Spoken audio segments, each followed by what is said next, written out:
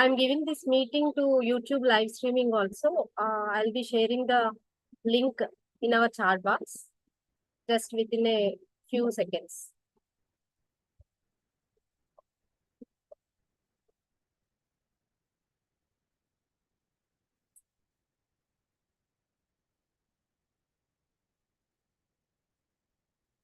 The link in our chat box just within a few seconds.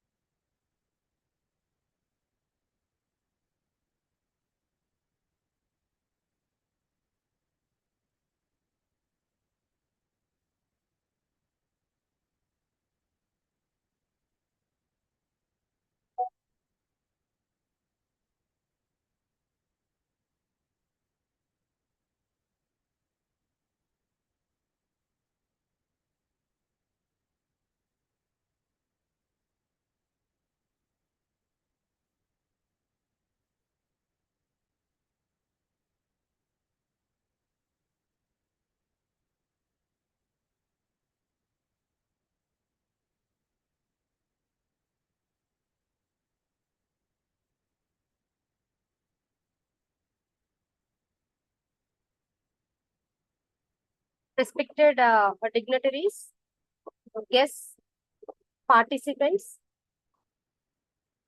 a very warm welcome to one and all to this auspicious occasion and auspicious evening. As Sidvi Foundation, since last 5 to 6 years, uh, is organizing seminars, conferences, award ceremonies, and workshops. For the first time, Sidvi Foundation had planned this 1 week faculty development program, and that too for the convenience of all the faculty who are working in various institutions, and for our international speakers and delegates. Sidvi Foundation planned to organize this in all days in the evenings only. And it is my pleasure and it's my privilege to have all of you. And for this FDP, more than 100 people have been registered. And since last 5 years, all of you giving your support to Sidvi Foundation, as well as Sidvi Foundation is extending its support to enhance all the faculties and academicians, researchers, academic and research credentials for their academic growth. I myself, Dr. Aruna, founder and CEO of Sidvi Foundation. It's my great pleasure to meet all of you on this auspicious juncture. And Sidvi Foundation had an initiative of like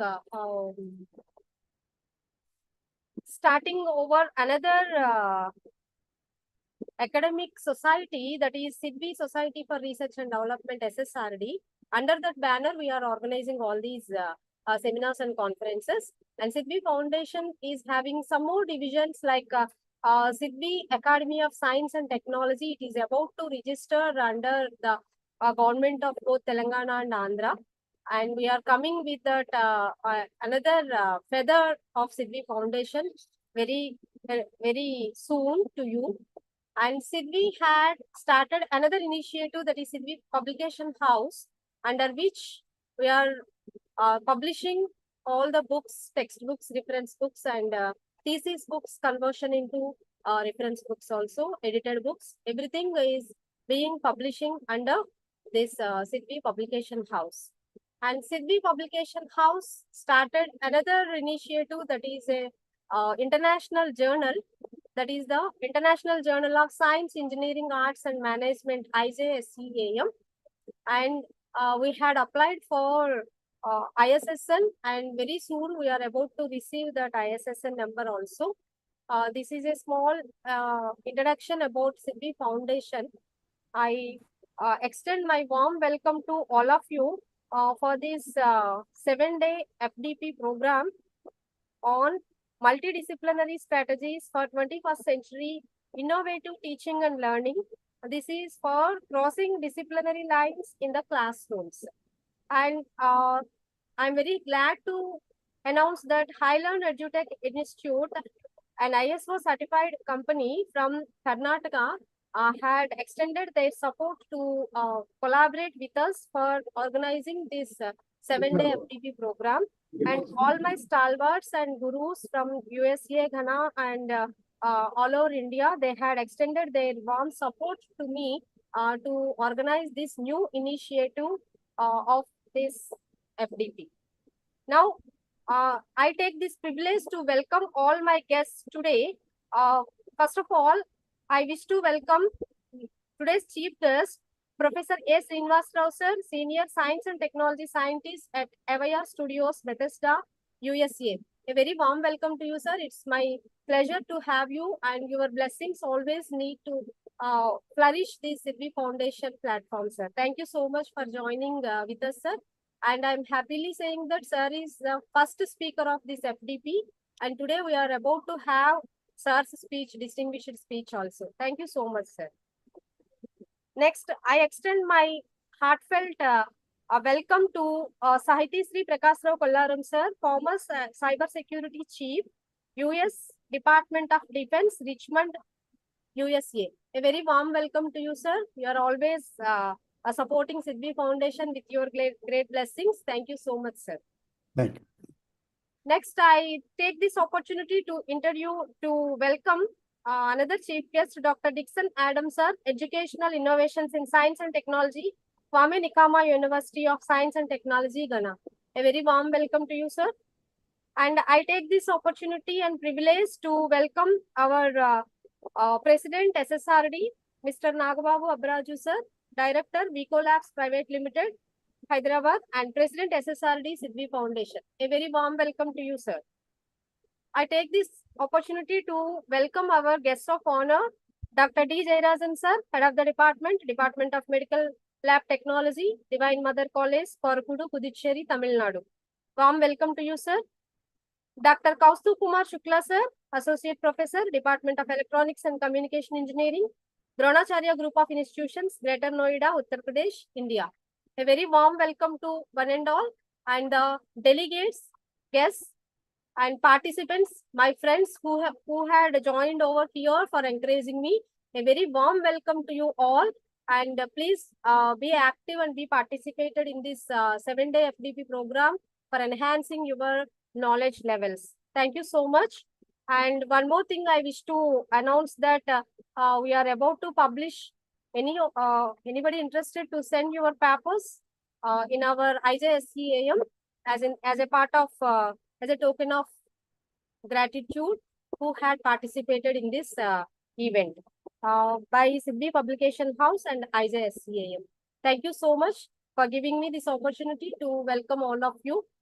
And now I request Sahiti Sri Prakash Rao sir to start this program with a great sloka. Thank you so much, sir. Over to you, sir.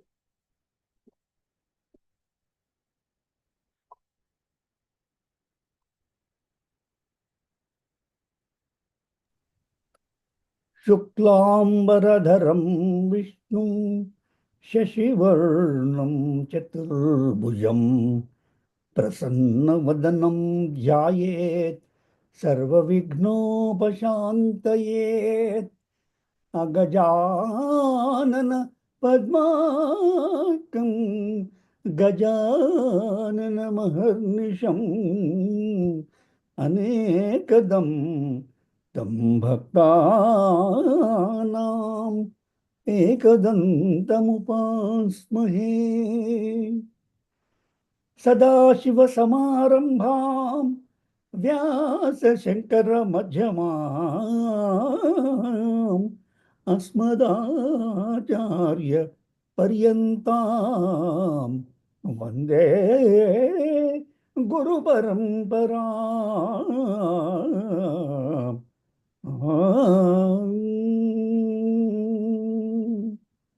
ओम गुरुभ्यो नमः.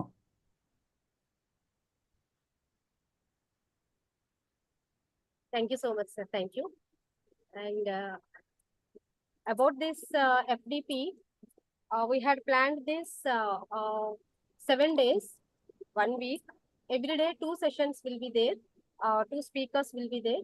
And we had given 1 hour for speech and 15 minutes for discussions every day for each speaker. And we are about to give some Google forms also, as in the form of a questionnaire. We are about to collect the questions from all the speakers, and we'll make it as just a small assignment for all the participants.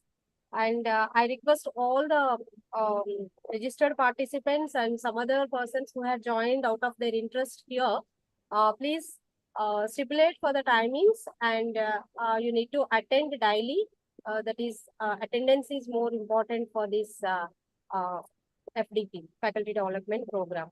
And before going to the introduction of our first speaker, Professor A. Srinivas Rao sir, and I request all the guests joined over here to speak a few words for a while about Sidvi Foundation or about your views. I request one and all who had joined here as a guest. Srinivas Rao sir, Prakash Rao sir, Nagababu sir.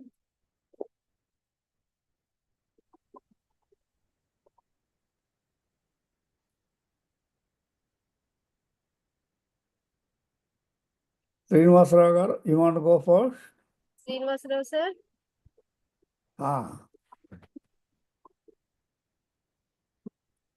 Welcome to you all. The shloka I recited before, Sadashiva Samarambham Vyasa Shankara Madhyamam Asmadacharya Paryantam Mande Guru Paramparam. This whole 7-day conference is about that, if you think about it. I'm sure several of you know the meaning of that shloka. What that says is, once Dakshinamurti, he is the God of knowledge, wisdom, teaching, vidya, all those things, which all the professors and who are in the teaching faculty do today. He invited those rishis In those days, they were rishis. Today, all gurus. Shiva, Lord Shiva, Dakshinamurti, asked all the rishis to come there, and he gave them the gyan, that is the knowledge. Go and spread this throughout the world. And rishis went, and they came to earth, and then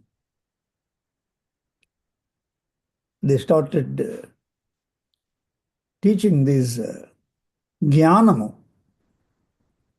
vidya,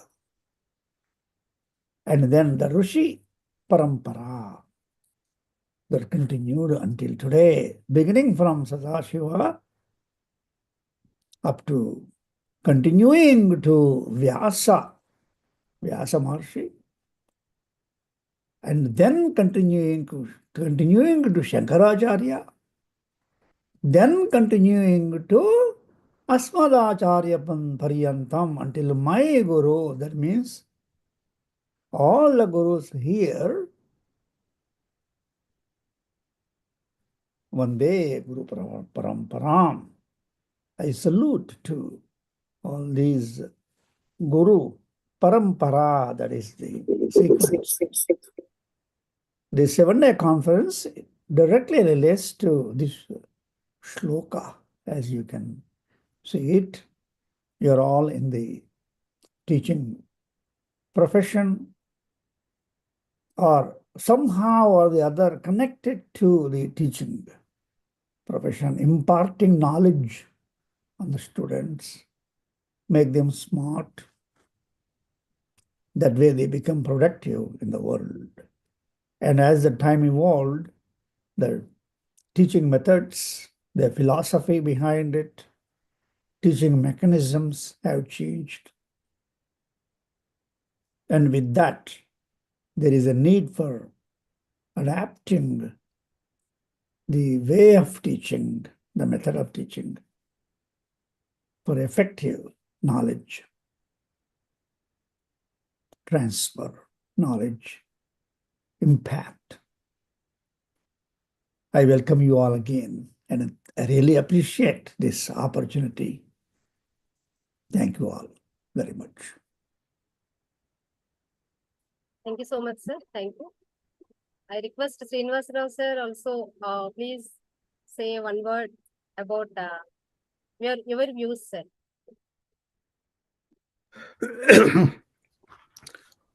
Sidvi Foundation has started this new approach in propagating knowledge as a dialogue between an audience who are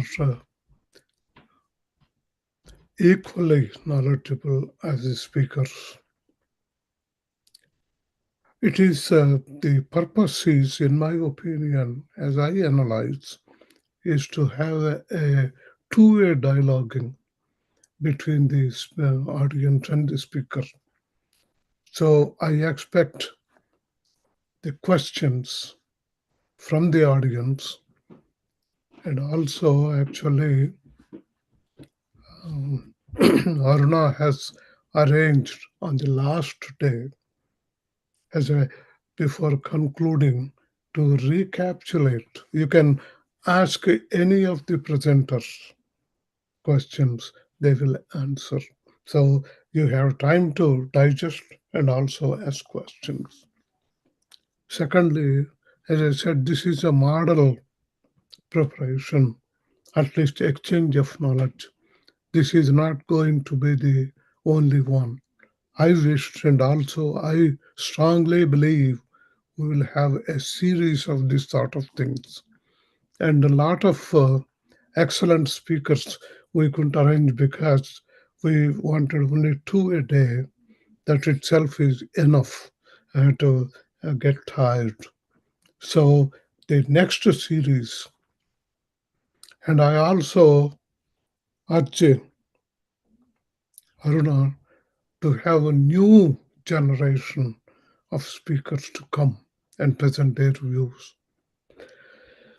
Well, fortunately or unfortunately, I have been giving in every talk, every meeting, because I have done whole spectrum of different branches of science.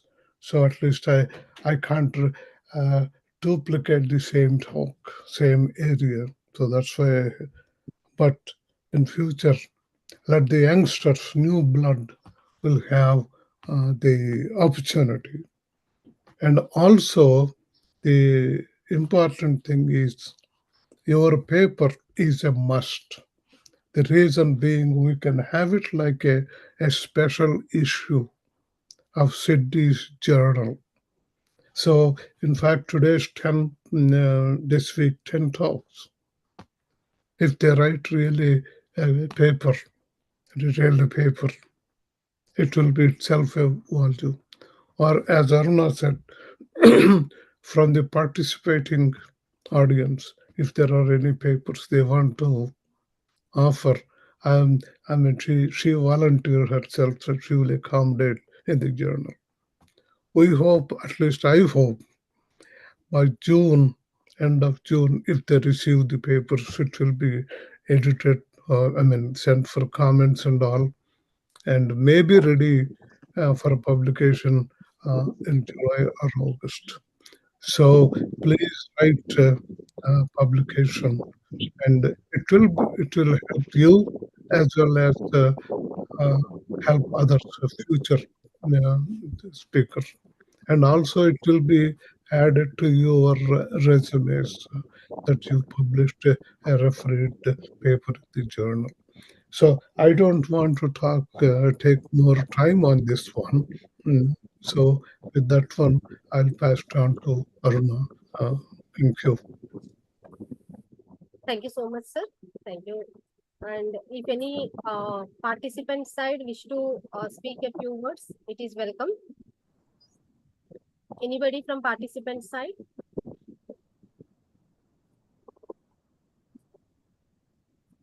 At least one person should talk.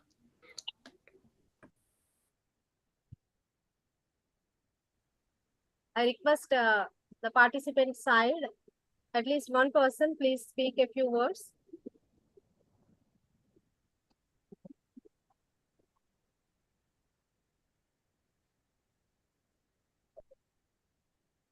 Madam, I am Govind. Hello. Yes, sir. Yes, sir. Yes. I am Govind Reddy from Hyderabad.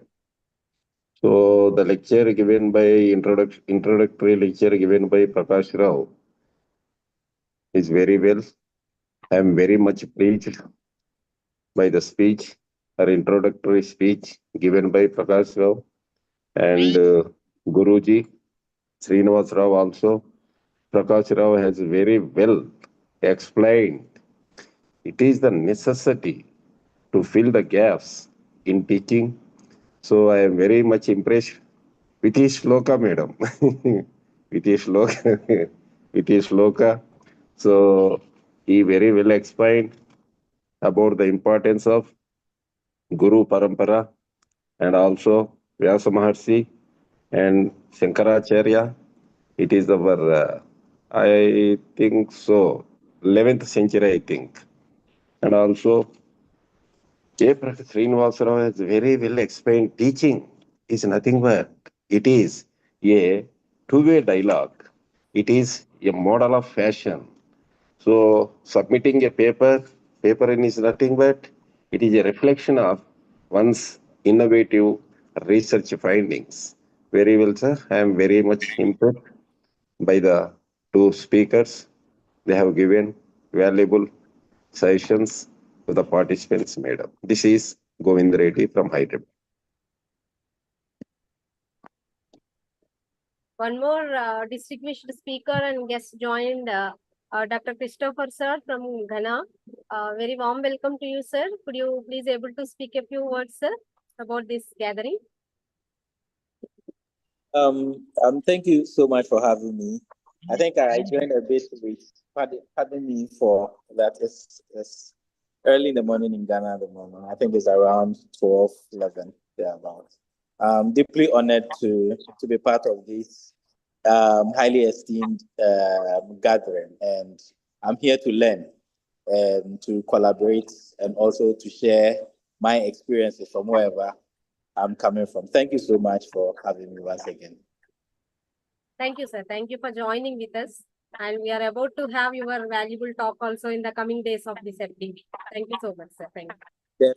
Definitely. And now I request sir, please introduce our today's first speaker, Professor S. Srinivas Rao, sir, because you are the person who knows him very well, and you only can explain, sir, because the sir is a moving encyclopedia, S. Srinivas Rao, sir. So I request you to please introduce sir to the gathering, sir. Prakash Rao, sir. Over to you, sir.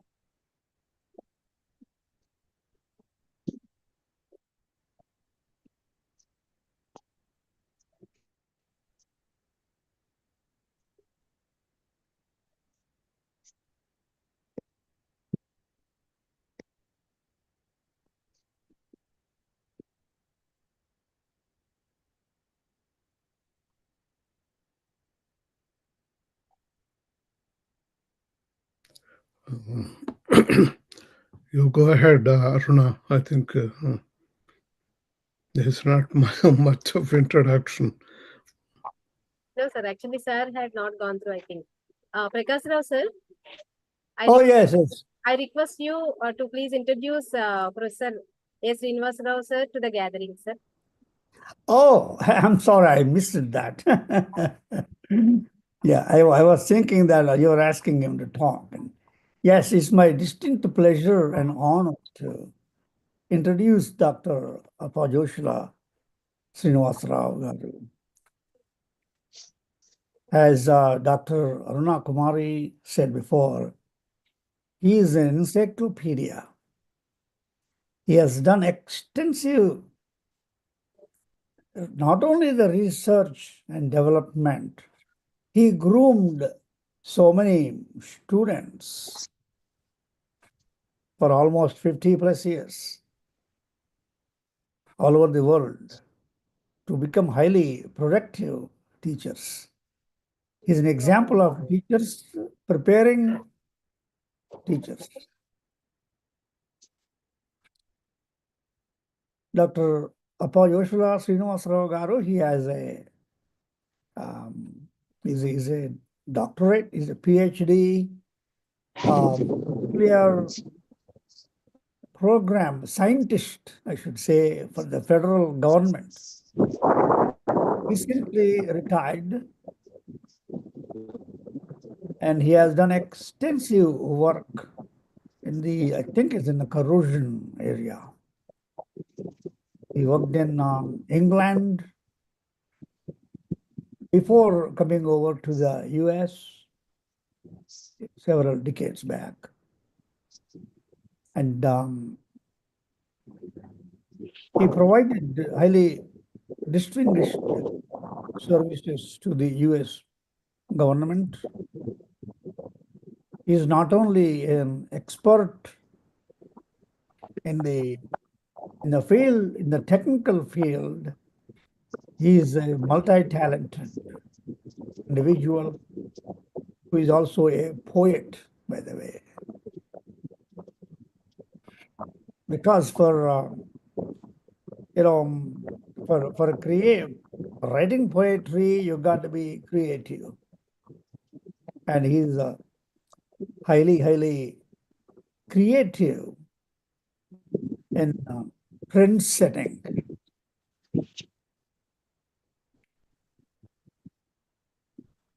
And also he's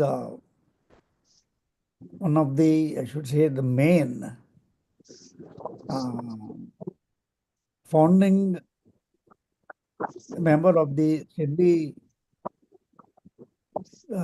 founding fellow, I should say, fellow of Sidvi Foundation.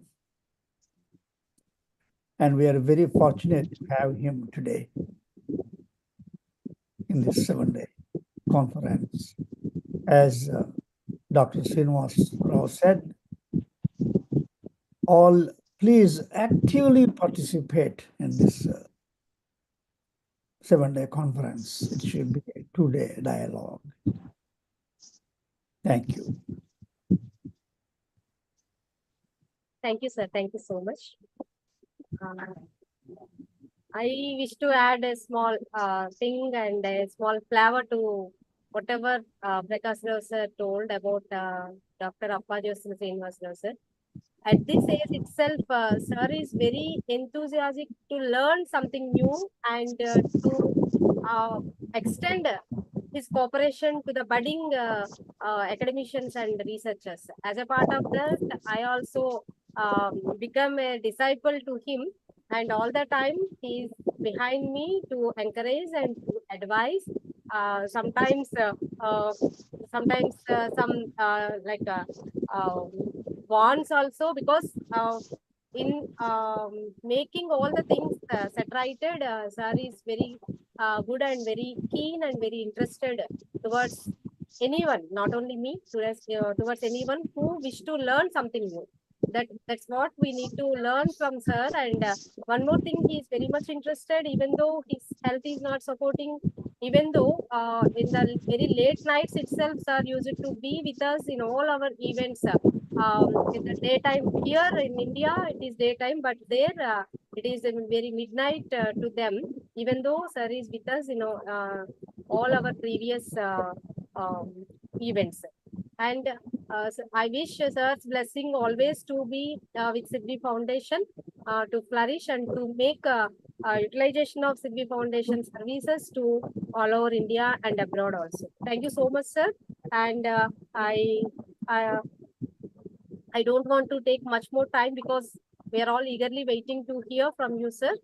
So over to Srinivasarao, sir, for your distinguished speech. Thank you very much, Aruna. I have two commercials. First commercial is, all those in the audience, please mute your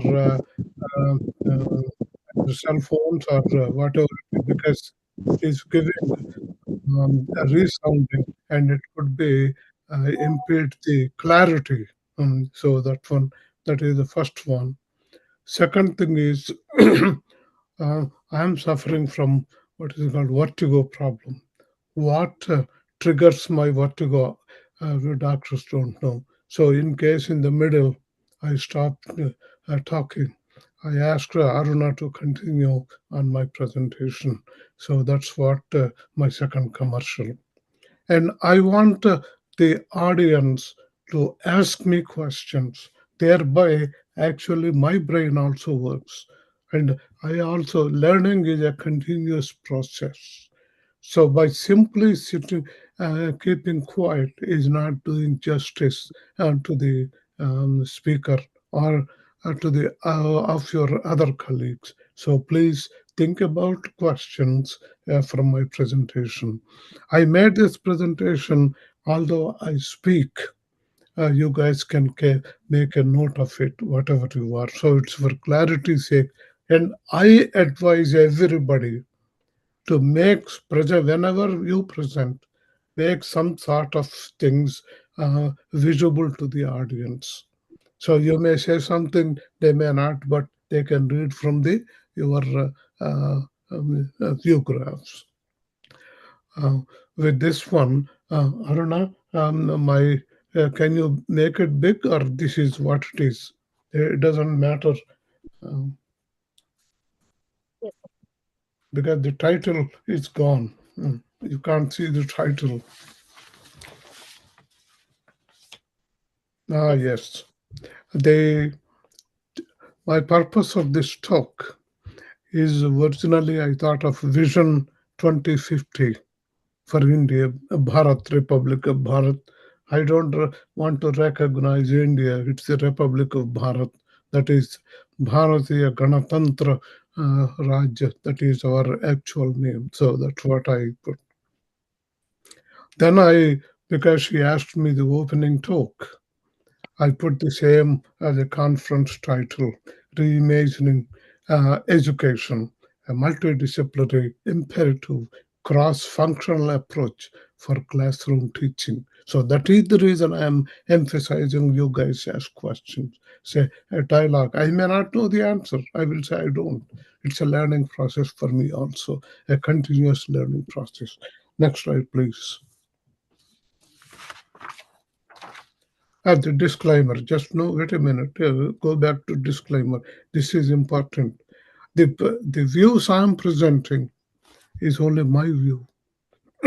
there could be different approaches.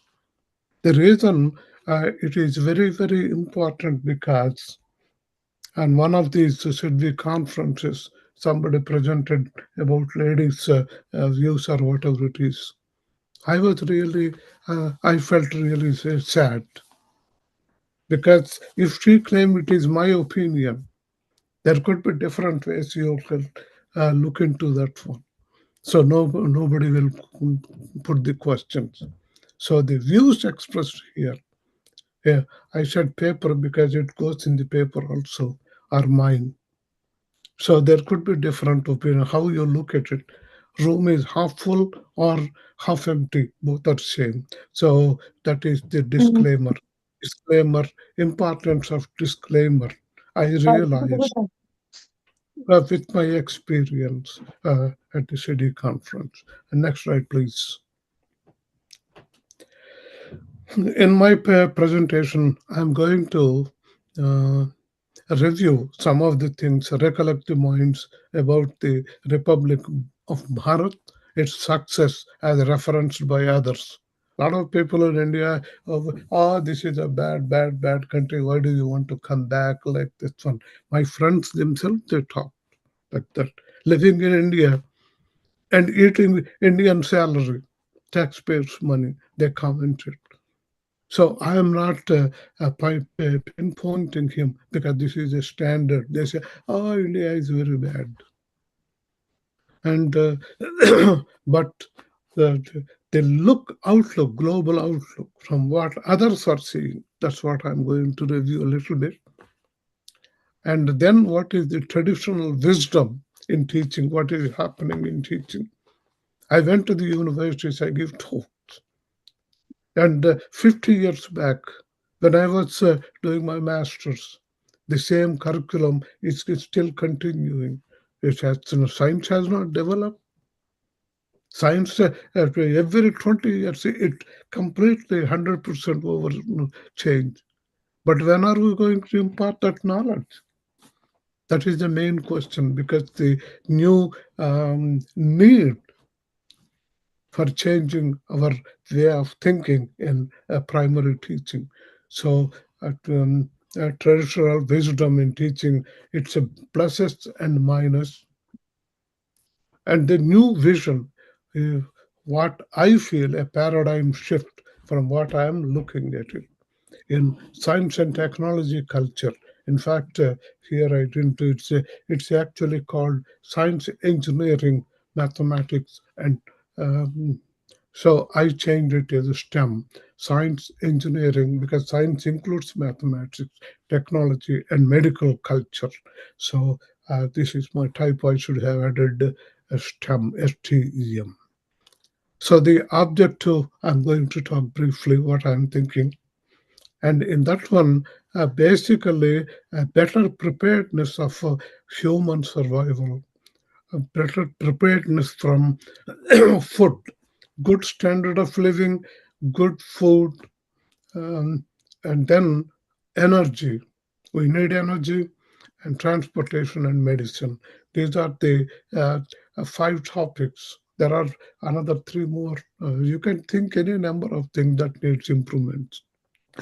But it is an ambitious program. Thinking that it's mine is 1 hour I can do. I have prepared. If time is becoming short, I will skip, but I will keep my 1 hour time.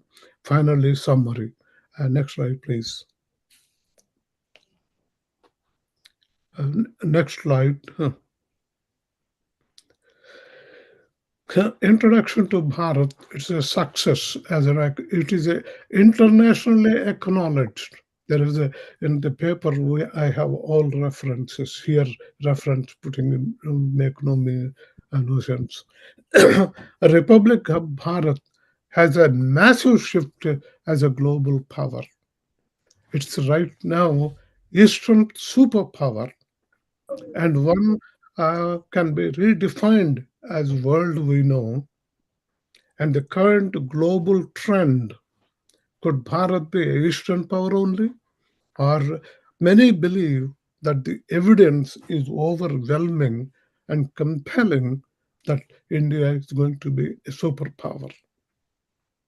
It is because Bharat is already a rising force in the world stage, economic terms, but also in technology. When India speaks, others are listening, both in economy and this one. And in space exploration, we showed Bharat has showed its muscle. Prediction for 2025, Bharat economy surpass Germany and Japan by 2025 and become number three. It's already done. It is not at the end of 2025, in the beginning itself. That's why I put a green in the box. So it is the third largest economy in the world. Bharat as a nation is leading in multi-domain domain direction, pushing the boundary and shaping for the future. Future in space exploration, cultural influence. Next slide, please. Next slide, please.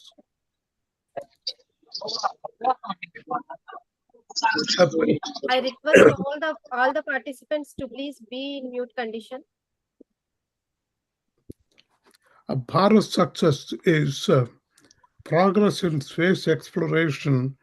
Testament for our ambitions is Chandrayaan and Sun, details of Sun, and plans to go to Mars and beyond.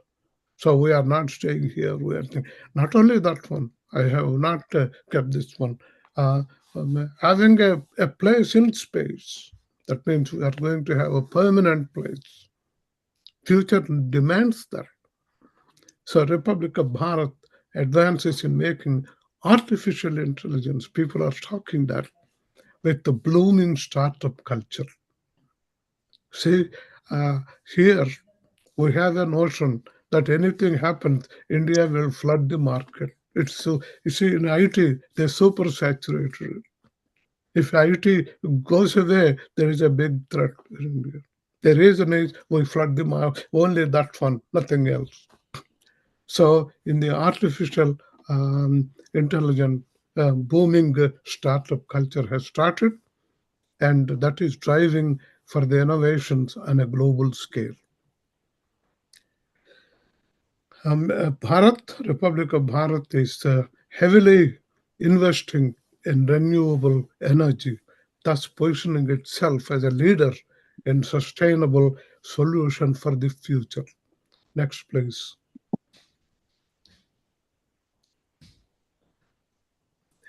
The whole thing is not, it is in our veins, in our genes. So it is nothing new. It is only we were sleeping, we were being deceived by these invaders and who looted our wealth again and again and again, starting from Gori Mehmet, Ghazni Mehmet, and all the way to the British. They really looted India, but still we survived. And it's after all only 75 years. We are now in this stage right now. This is only few mistakes by earlier governing bodies. I don't want to bring politics here, but we are coming. The reason is the ancient glorious past. I don't want to stick only we are great at the time, no. There are some people who keep on singing that song, but that is not sufficient. We remember them, like Chanukya, political strategy, how to conquer enemies, seduction, all those things, poisoning the opponents. he has written in his Arthashastra.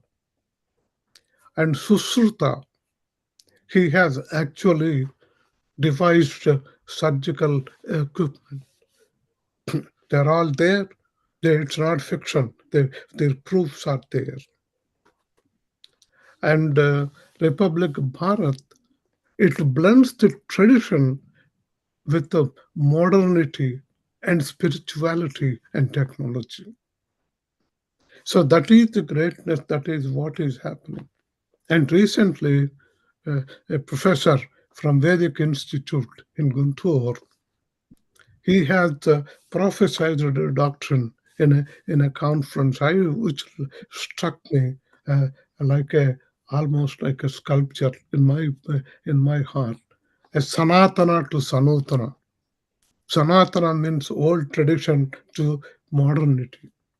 So he went in that direction. But I analyzed, I realized it is also a reversible process. If you start with the Sanutana, final realization is only one Sanatana. Our guys have already done it. So realization. And in fact, Dr. Kolaram said, I became a poet after doing a lot of science and keep on thinking. It actually finally thought it all comes to some fundamental realization of supreme or whatever it is. So that is Sanutana to Sanatana. Omkar, everything is from Omkar. So that is the direction. If history is in making the role, what role should Bharat play in shaping up for the new world order or Vision 2050? That's what I call. It is because the journey of Bharat has just started. If that is the case, Bharat is nothing. Bharat is ourselves. So what is our responsibility? Because we have to carry take responsibility to reach that Vision 2050. Yeah, I like this beautiful Dayanand Hake, that plant. We are now in infancy. So this is where the vision is starting. It's a beautiful presentation that holding a small plant. That is Vision 2050. And the answer is, it starts from the academic training stage, from academia. Everybody has to think big and keep progressing. Not 50-year back syllabus teaching even still today in the master's program in many universities. That's why we are lacking. Redefine, rewrite the educational curriculum with the vision of future development. See, the problem in India is from outside, everybody thinks, and in fact, I think too. I mean, it is not, I don't want to blame somebody. India, in Bharati Research Institute, we are spending a lot of money. We are followers, but not inventors. Why should that be? Oh yeah, in London, somebody, in Cambridge, somebody proved it. We repeated it. So what? You invent something, you innovate. That is what is needed for the future development. Next, please. So, traditional wisdom in teaching, current teaching methods in science engineering, science includes mathematics. And originally they put not medicine, but mathematics. So I changed to medical faculties. Very traditional approaches have a lot of negative impact. Old-fashioned traditional teaching, old-fashioned, it is rigid in teaching protocols. If somebody does MSc in chemistry, he does PhD in aeronautics, he gets degree only in chemistry. Why? Chemistry has nothing to do with aeronautics. And you can't prevent somebody, whatever background he has, to do some research in something else.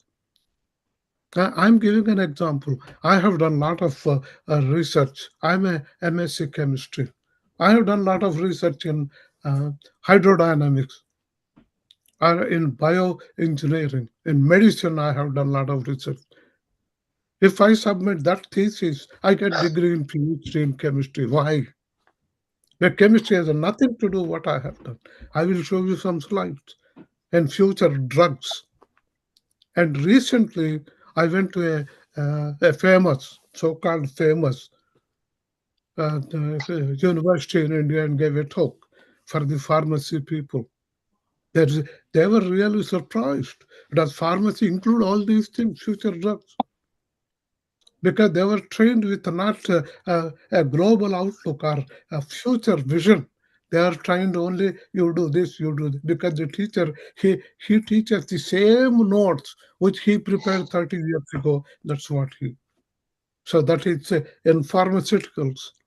In modern pharmaceuticals, they should remove all of the traditional taking from the plant extracts and all.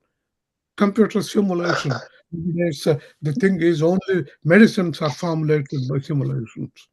So that's the sort of things. And in the case of engineering, who draws plans nowadays using a T square and develop the plans? Everything is computational. So these are so redundant things. Remove them, put new ones, and surgical procedures. Innovation in medicine, tremendous innovation. In fact, in future 2050, completely surgery may be replaced by new technology, engineered medical technology. I'm going to talk about later. Next, please. So the new vision, a new vision is a paradigm shift in STEM culture, completely revolutionized approach. So in that one, you have to have better preparedness for training. So advanced and changing situations, they are not being at present sufficiently being addressed. We have to address them. The approach is start from the basic training because today's the objective is classroom teaching, cross-functional approach for classroom teaching. So it should start at the basic training. And in fact, in the transitional period, yeah, some confusions will come. And it requires new training, not only to students, but the teachers who are now teaching. Also, they have to be, in fact, in the United States, whatever it is, in spite of all my work experience and all, every year I have to have 80 hours of continued training. That means a refresher course. Keep on doing it so that I catch up with the new technology. So it is a mandatory. I don't know about the stage in India. They have to do that.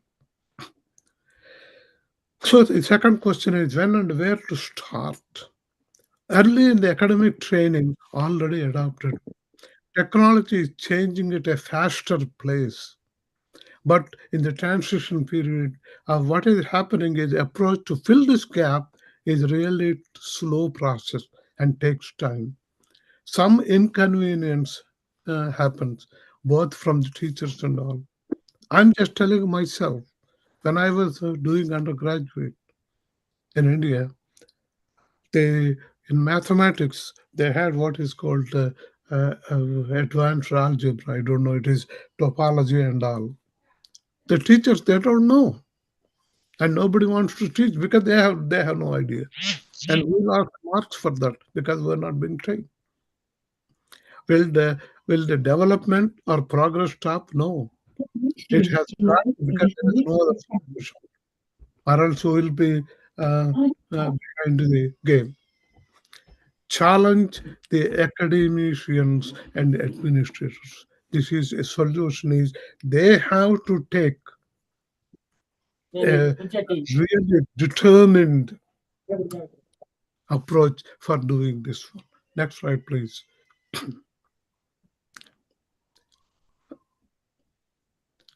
So the betterment of the human life, I am actually going into detail.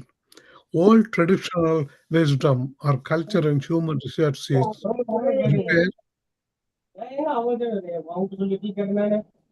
There is a microphone. Divya Devi, would you please mute your microphone? Thank you. Same way, Govind Reddy, please Sir. mute your microphone, and everybody else, only the speaker should be in the unmute. There is disturbance coming.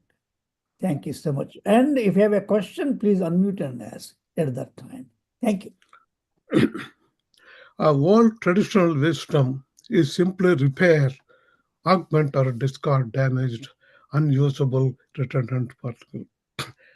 This example is true both in Bharat as well as here.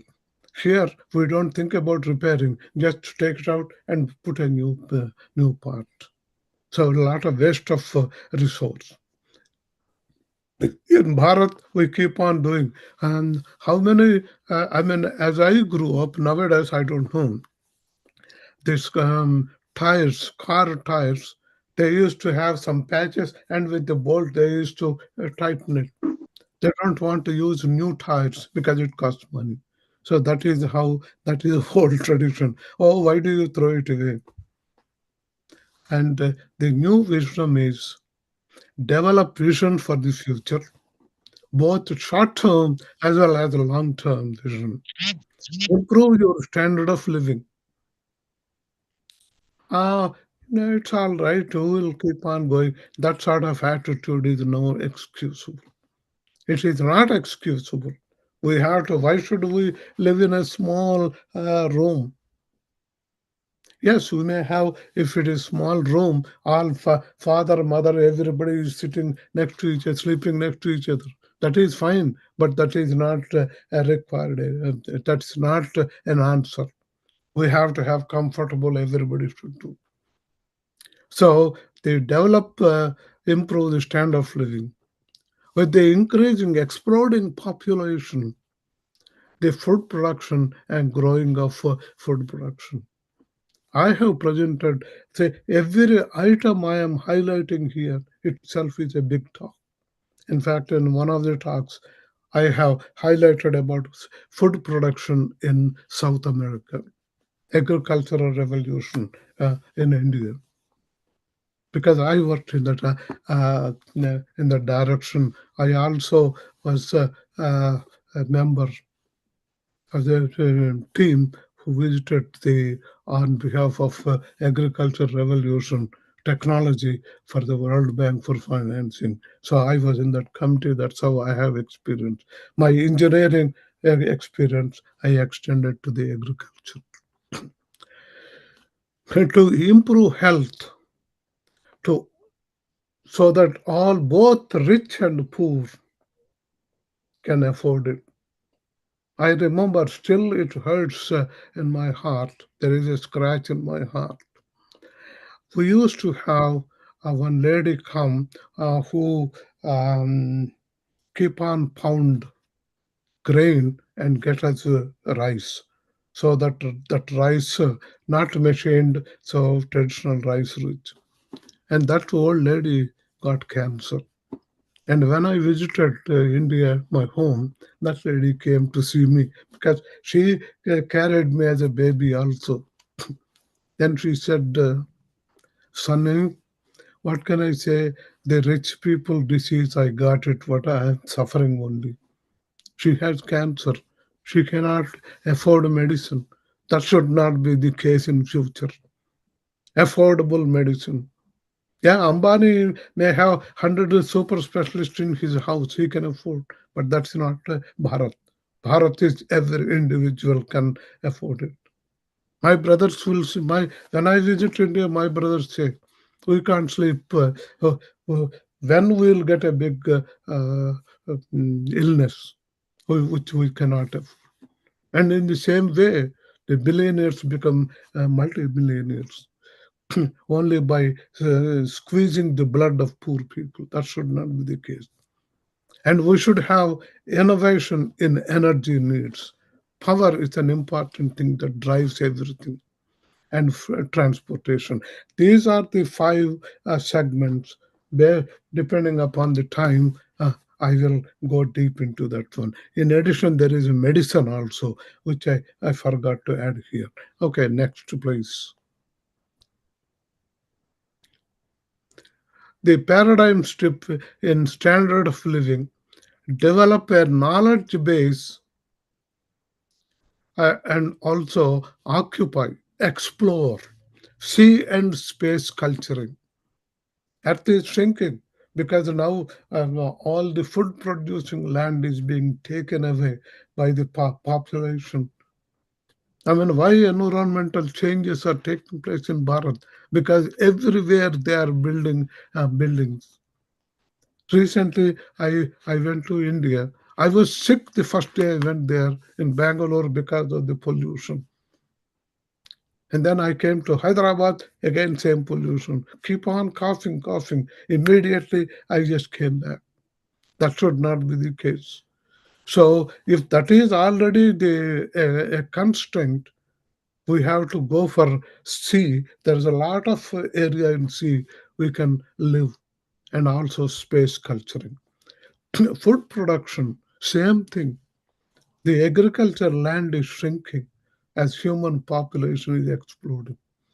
So, what we do in future agriculture is we don't really, agriculture does not require land. It requires an integration, some support. So, we will go into vertical integration. Yesterday, my friend was telling, "Sir, I'm going hydroponic type of vegetable growing." I said, "Yes, grow it. I will show you the plants you can do that one." So the development of schemes, vertical integration. In fact, this is for Telangana. We went to talk with the World Bank for loan in vertical integration. And desert agricultural, taming the innovation, taming the deserts, and sea plant exploration. The taxonomy of sea based plants are much more than land based plants. So we have not really explored them. In the health approach, new medical innovations, either biomedical engineering or genetic engineering. I will talk about these things again and again. Energy production. The energy production, important thing I'm going to talk. Wireless transmission of electricity. We have not done that one yet. If we can transmit electricity to some other method, eliminating wires, lot of natural resources are being saved. And for, again, same thing, well, I will go into photonics later on. In transportation, plasma propulsion, all those things, I will talk about it again. Next slide, please. This is the vision of the paradigm shift. The objective of this presentation is to illustrate necessity of diverse knowledge-based training, the pros and cons for the improvement of human life. For everything, you will get with a consequence also. Next, please. Next, please. Okay, these are the what are called task tetrahedra. That's what I call. If you have four axes, the inscribed space is what we get the benefit. Anything we move will change our location in the inscribed space, which is actually result what we get. So there are four variables. One is lifespan improvement and comfortable living that decides a lifespan, and also living space. So this one in the middle is happiness. Unless you are happy, If you are happy, you live long. So this one is a general welfare. It will. On the other, what is called um, happiness, energy, health, and transport. These are the four variables. If the thing is optimized development. So if these two inscribed space are being linked, next slide, please. Next, if we combine these, so if we follow the arrows, a general welfare to outcome, if we do that one, we know what is the best for us. We can change the variables mathematically. We can do that. So this is called a betterment life cycle diagram for improved and happy human life. So you can do this. It's a generalized functionality. You can do this planning for anything you want. When, where, what, how. That is those four axes you can have. So like that one, we do this. This is the representation. Please, next slide, please. Yeah, this is what I just showed because I couldn't read. I made this next slide. So as an outcome, by joining it, we will get a benefit of it. Okay, next. Okay, now I'm going to go one by one. I still have time. So, a better preparedness of human survival, a good standard of living. Standard of living is not enough space. So, we have to nurture or we have to look into see our space, whether we can tame that harsh environment. Harsh in the sense, it doesn't have free movement, oxygen, all that. That's what I'm saying. So in the space, gravity, this sort of things. So these are the things. What are the knowledge gaps? To understand potential sea floor plant taxonomy for food and medicine. So we need that a scientific understanding of space migration. What are the effects of G? See, recently that lady, Indian lady, came from space station back onto Earth. She needs some time to adjust to this gravity. So these are the sort of things we have to do. Culturing the sea and space is challenging and rewarding. Where does it start? It is at the school. You have to know at the school what are the things if we want to live in space. How we can work against gravity. So these are the things are not being addressed. Let me take a couple of minutes because my mic that it becomes lightheadedness. I don't want that one. Okay. Need innovation ideas ready for implementation after 25 years, 2050. That's what. So the knowledge in academic training is required starting now. We have to redefine our syllabus and how we approach it. One example is we used to do partial differential equations in third year or so in engineering. But nowadays, intermediate students who compete for GEE get trained at intermediate level. So like that one, we have to keep pushing to the, and also at the same time, it's not taxing on the students. The reason is kids are much smarter than we are. And that is true. In fact, Kalidas has said that one. We are smarter than our parents, and we have got to. If it is a life survival of life, we have to be born much smarter than our predecessors. So, in the case of food, accept the sources, innovate new approaches, require knowledge, academic training, starting now to eliminate ground completely. దున్ని దాన్ని ఒక బీజాలు నాటి అది ఎప్పుడో పోయింది ట్రాక్టర్లు వచ్చినాయి అవే పోతున్నాయి ఇప్పుడు we have to innovate new And in fact, my father, 25 years ago, the one plant, petrol, he created in a small flower vase, and it spread all over the house, and he started feeding the nutrients at the roots, at the junctions, and he wonderful crop. So those are the sort of things we have to innovate and provide vertical stacks to hold the plants and nourish plant technology. Oh yeah, we can do that.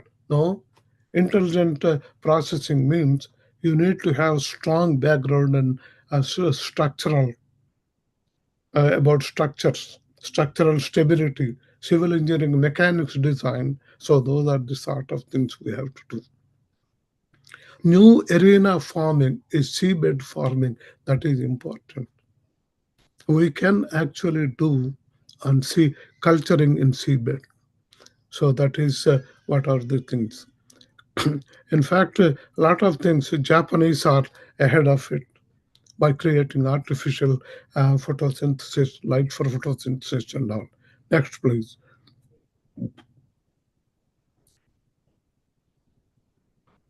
Okay. Uh, in medicine, new approaches are required. Biomedical engineering is medical and dental implants. In medicine, implants, we know people broken bones, they put all those things. In dental also, there are research going on that where the tooth. I asked my dentist a couple of days ago how it is. So he explained, we have only two sets of teeth. Baby teeth gone, the second set will come. If they are gone, there is nothing else to come.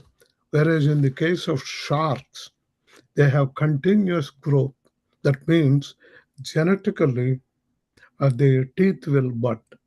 So now research in dental schools are where once you lose your tooth, they put a bud. Bud means just nucleating like crystal physics. They put a nucleating site like that one. They call teeth bud. So by doing it, the teeth will start growing again. So that is how it is. Genetic engineering is another way we can change the genes, but the problem is, in fact, this is my personal opinion only. Our rishis have started those things, and they faced the repercussions also. Bhrigu Maharshi, in fact, I am one of their descendants. My Gotra is from Bhrigu. Bhrigu Maharshi, he had eye on his foot. Maybe they did some genetic manipulation wrong. He had grown eye on his foot. We don't know. Well, we tell some different religious reason and all. There is if genetic manipulation fails, instead of growing teeth here, they start growing here. So that is the risk is there. It is irreversible. So that's where one has to be careful about it. And in fact, for scientific research, risk is a factor. Minimizing risk. Nobody can eliminate 100% risk, but you have to minimize those are the sort of thing. So in new education and training, new implementation after 25 years, these are the sort of things they have to be. And knowledge-based approach is correct engineering approach in medical purposes. Next, please. Some of the things I'm just because of my to be in my time. Next, please. Here is the case, an example. What are the medical professionals need? Actually, they need to know some metallurgy.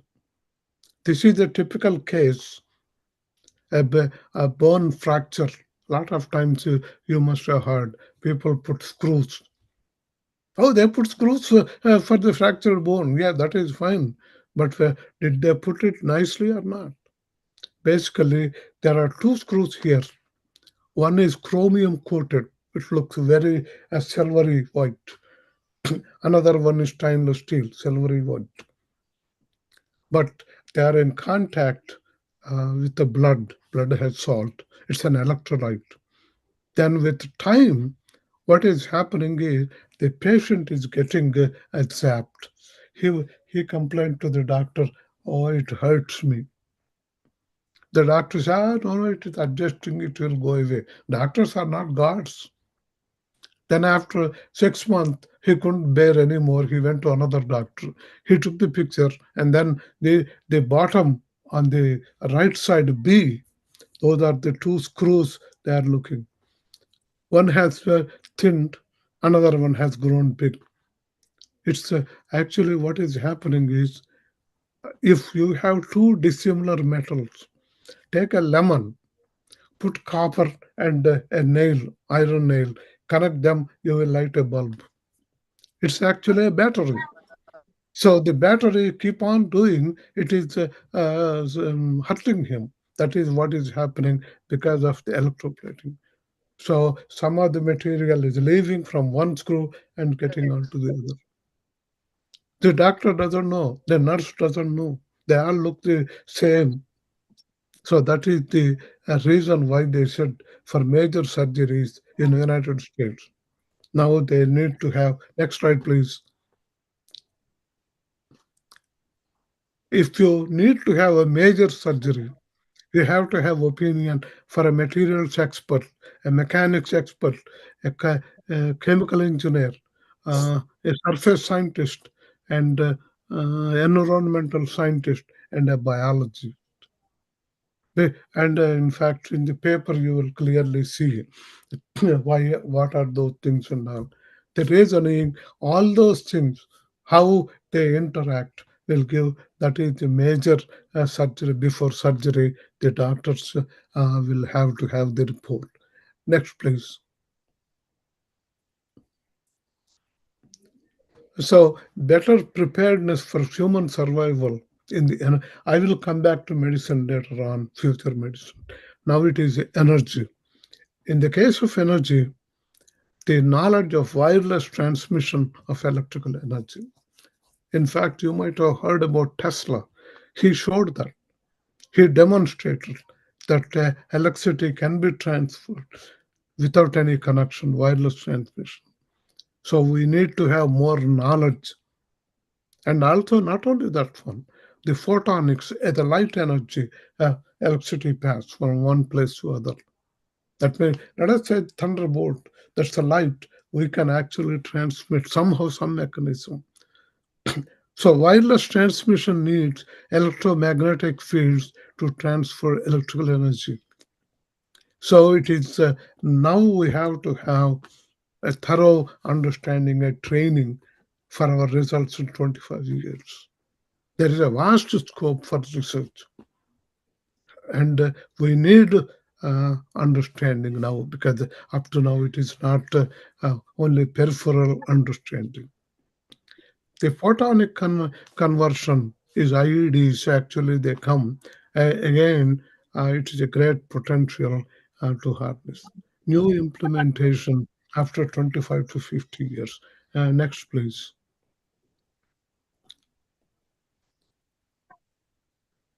In the and same thing, photonic, it's more details. Next, please. In the transportation, physical and mechanical transportation, physical transportation or mechanical is just saying something. In future, progressing innovations, flying cars, they are already there, prototypes are coming. Supersonic aircraft, they have been demonstrated, but we are trying more to reduce the sonic boom. High-speed underwater vehicles, like submarines, you can have small going in the water. Concept of new propulsion systems. In fact, actually, I wanted to talk about our ancient rishis who have done Bharadwaja Rishi. He has written a lot of voluminous works on Vaimanaka Shastra. I wanted to quote that one. He has designs and all. In fact, I read that book. The book, maybe it is our lack of understanding or lack of teachers who tell us what exactly is there. They themselves don't know. They say mercury fuel. Fuel has a lot of meaning. Like gasoline, you can have a fuel. You can have a plasma. Plasma is a very high energy. So, which he used, what he is referring, nobody knows. In Vaimanik Shastra book, I got that book and I read. It is actually by one Shastri, Subbaya Shastri from Mysore Maharaja court. He has written that Vaimanika Shastra, translated Sanskrit to English, and then I read that. So it uses. Please. I request, please mute yourself. Yes, please. The Vaimanik Shastra I read, it says fuel is mercury. Now, actually, the research is going on mercury plasma. Plasma has a lot of things. Why I didn't put it is Indian Institute of Science says, well, with this one we can never lift such a big airplane. What they used, I don't know. They are using only as a fuel, like gasoline fuel. If it is a plasma, we can back calculate how much thrust it can develop. So these are the sort of things that's why, because I didn't do they can be calculated. If time, I can do that one. So I couldn't dare to put it here. So this sort of things, expert things are coming in human transport. That is with the next 25 years, we may think of those things, alternative fuels, plasma transport, all those things. But the second thing is actually the not mechanical, spiritual. Our guys used to, the rishis, they said they vanish somewhere, they come here. Next slide, please. This is interesting, that's why I'm telling. Future teletransport. Or there are some claims successfully material can be transported. Our rishis, they say they disappear at one place and they reappear at another place, like that one. So matter can be displaced to another place. In fact, basically it is almost like a plasma to recreate a 3D lithography. So you disintegrate something and integrate them at another place. There are some references that they moved, say 10 centimeters, like that one. Here a matter vanishes, and after another 10 centimeters, it will again come back. So this sort of things, in fact, in the paper, I had these recent references. Next, please. So in 25 years, I don't know. It may happen, may not. Next 50 years, not sure. But vast scope for research is there, because there are claims that the electromagnetic transport is possible. Next, please. In better understanding is a medical development.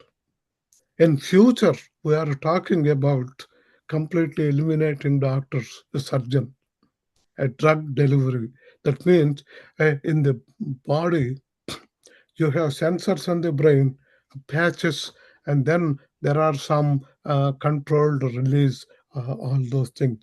I wrote detailed in the paper. Next, please. Because I'm waiting for more time. Next. So, a drug delivery is study of drug through controlled use of releasing a particular toxin. Drug is a toxin to the body, to the tissue, in a nanoscale, small enough it can absorb through cells. The advantage is delivery, release, loading, targeting, and interaction with the biological material. Next, please. Future drugs development is as I said, every bulletized thing. I have my own lecture. I worked in this area, and I have not presented anything that I did not work. So, in related directly or indirectly, I worked in all aspects of science. My in this one is vehicular transportation. So you take the medicine, take, uh, let us say there is a tumor in your stomach. Take the medicine through a carrier straight to that inside of the tumor and explode. So once you explode, the medicine will completely cover the inside of the tumor. So it kills the tumor from inside to outside. So that is the future that is going on. Next, please. So these are the three types roughly. I mean, as I said, everything is a talk. I worked on it. So here you can see on the left more nanotechnology drug. That is a small, you can see like an organic molecular structure. In the bloodstream, it somehow it travels. The doctor make it travel to the required location and attach it there. And this medicine, being a poison, kills the tissue there. That is how it is done. There are another, they are being encased in something and then using a magnetic force, he directs to that place, and then there, once it reaches the middle one, the inside that cube is the drug. It explodes, it kills. My research, a lot of research I have done is in this one, last one, which is actually a mini nano-sized submarine. The submarine carries the drug, and in the bloodstream, the submarine travels at the command of the doctor where it has to go. And then there it explodes on his order. And my research is how to direct this one. Blood is very viscous liquid. How we can direct this drug to travel against the flow of drug, how you change it. Here, actually, in aeroplanes this is an aeroplane model. They are being tested in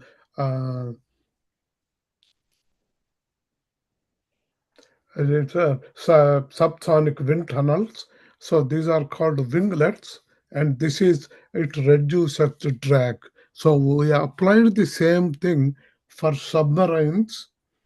This is a submarine model we have tested. I have tested, and we incorporated the same thing.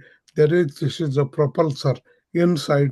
We put it, and then all these things. We were able to reduce the viscous drag by 3 to 5%. It may be a small, but it is quite large compared to whatever we face at the nano level transportation. Next, please.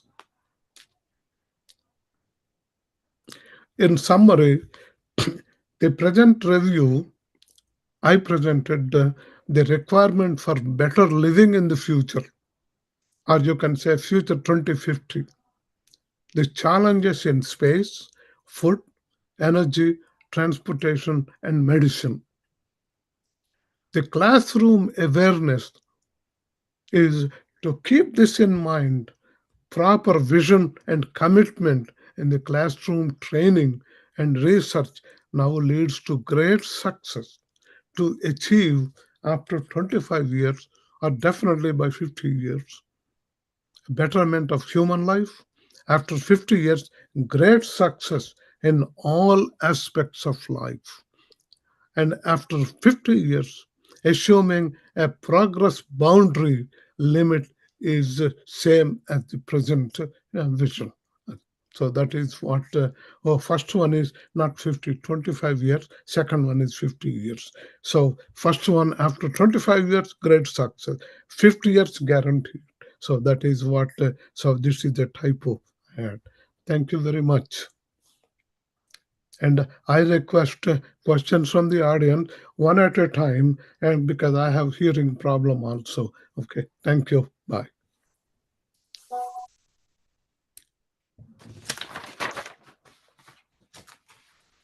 Thank you so much, sir, for your wonderful and insightful, meaningful, and most useful talk of today's introductory of this 7-day FDP.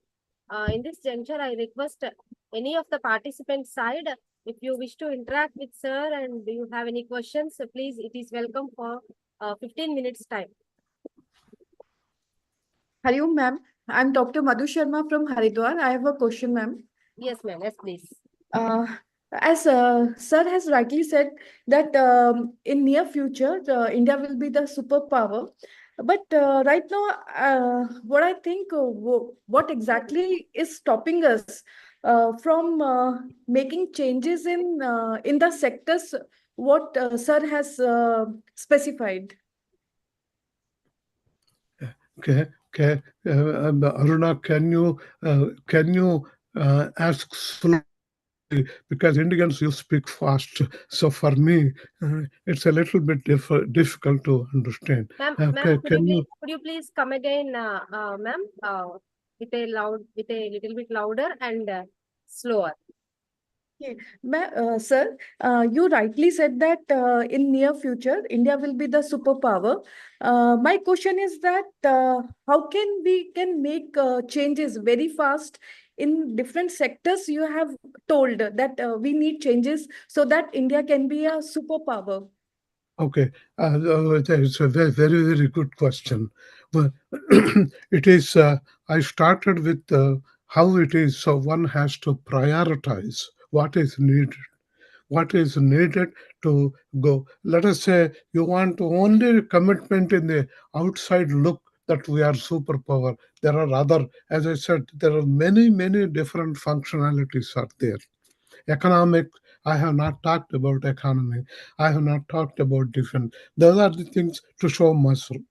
But here I identified our what is that? There is a thing, Khana Makan, something is there, a phrase.